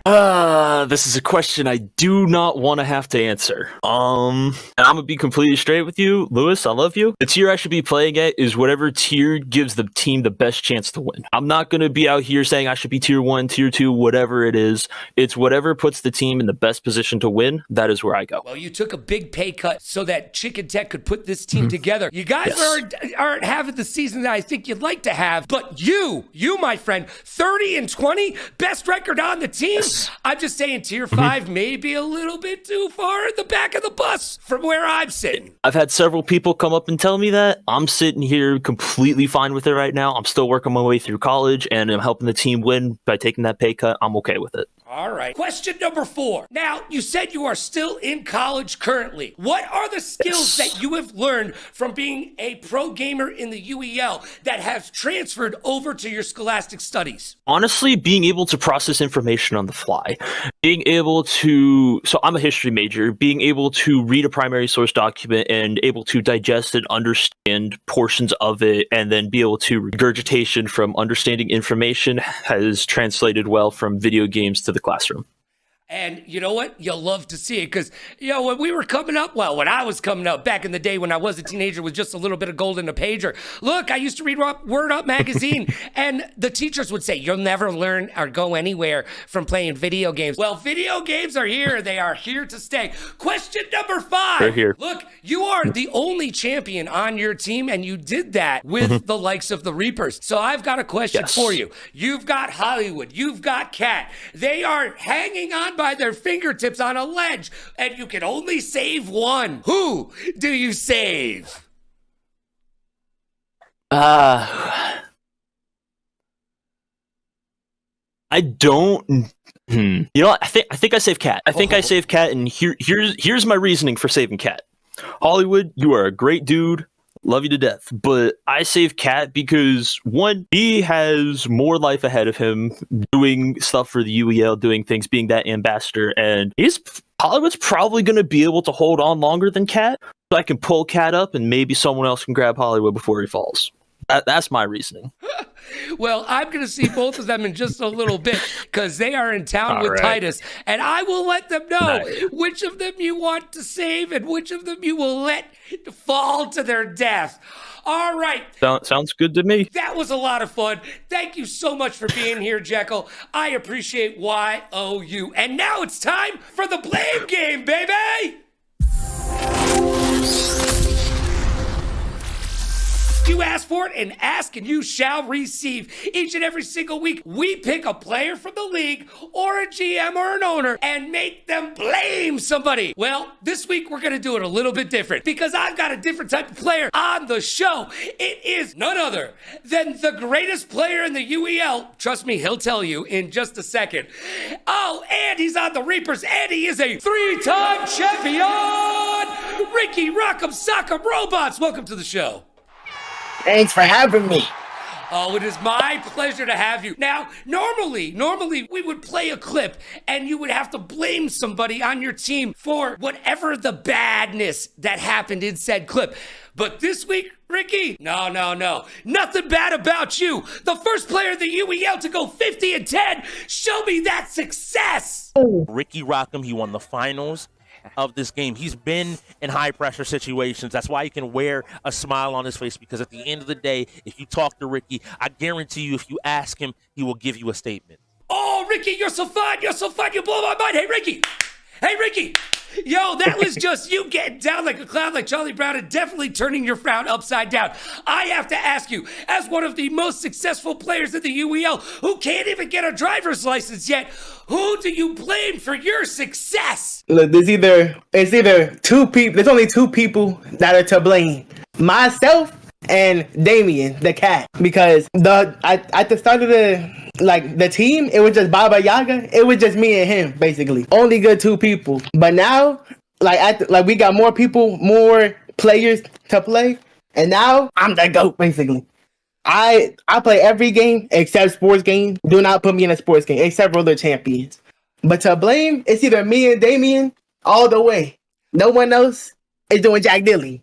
All right, so you're going to say that the Damien, a.k.a. the cat, he really helped you in this league get to where you are? Yes, because he built the team up basically by himself. He's one of the best, probably is the best coach in the league, and he's also one of my best friends. Aw, that's awesome.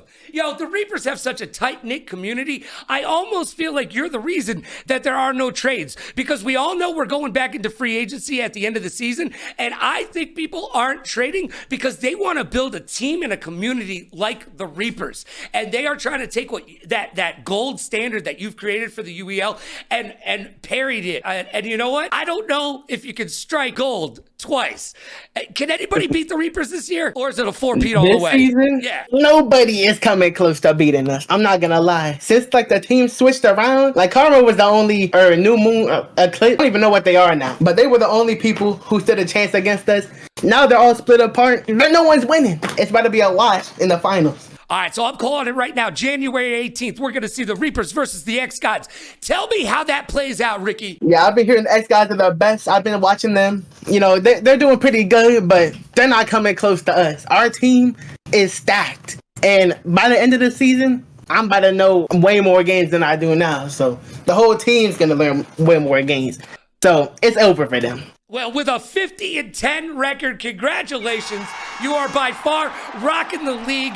Oh my gosh. Ricky Rock'em Sock'em Robots, thank you for being my guest on the Blame Game today. Hey, thanks for having me. I appreciate it. Oh, no, my pleasure. And now it's time for my hot take.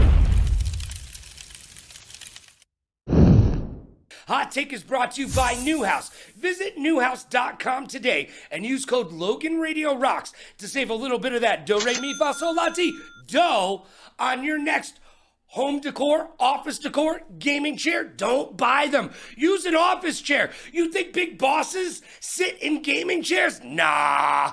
They sit in office chairs, and you should too. Go to newhouse.com. Use code LoganRadioRocks. All right. This week on Hot Take, let's talk about learning, because the league is obviously learning. The bottom of the bracket is moving closer to the top, but I need to remind you of this week's theme. Mean Gene Okerlund said, close only counts in horseshoes and hand grenades. So let's talk about some of the lessons I learned while working at the worldwide leader in sports. Come early and be over-prepared. Jennifer Lopez has one of my favorite quotes of all time. She says, I feel my sexiest on stage when I am my most prepared. And I have never shown up for a sports or esports event and thought to myself after the fact, wow, I really over-prepared for that one. Being on time is late.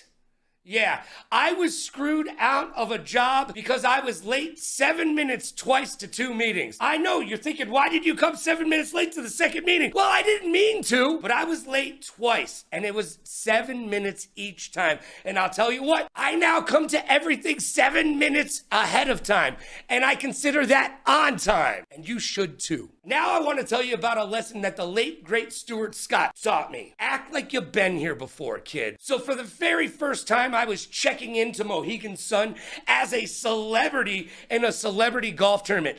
And this is like 20 years ago. They gave me and my girlfriend $500 in cash to spend in the casino. Now, I don't know what the look on our face must have been, but I got a hand on the shoulder and a whisper in the ear. And that whisper was from Stuart Scott. And he said, act like you've been here before, kid.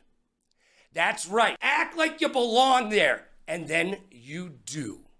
Go all in on yourself, because no one else is going to do it for you. Look, I didn't move 2,700 miles from Connecticut to Las Vegas to say no to opportunity. I say yes to opportunity, and I win. Each and every single time you say yes to something new, you are putting yourself out there. You are becoming a bigger and better person for it, and I believe in you. Never let anybody tell you what you can't do. It is up to you to show them what you can do, because it is about you. This is your movie. It's no one else's. You are the main character, the director, the editor. It's all on you.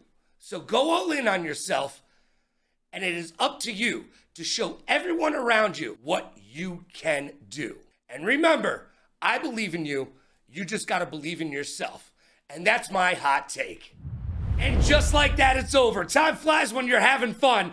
That was quicker than a June bug on a hot tin roof. I have no idea what that means, and neither should you. But thank you for joining us right here on the Ultimate Endgamers YouTube channel. You can catch a new episode each and every single Wednesday night at 6 p.m. Pacific. That is 9 p.m. Atlantic if you're speedy, but Eastern for everybody else. Tomorrow, the race for $1 million continues, and we have a great week of action ahead of us. So get locked in, get strapped in. It's gonna be a bumpy ride as those teams try to rise up from the bottom and take those teams from the top. But the teams at the top, they're like, we are king of the hill, baby. We're gonna knock you down because we don't clown around. I am Logan Summit. This was Technical Timeout. Be good to yourself and be kind to others. Pay it forward, play it forward. Rock like a party star, party like a rock star. Smile strong, laugh loud, and last but not least, please like, follow, and subscribe so you'll know when we'll be back. Thanks for being here. We'll see you tomorrow for that hot UEL action. Get pumped up.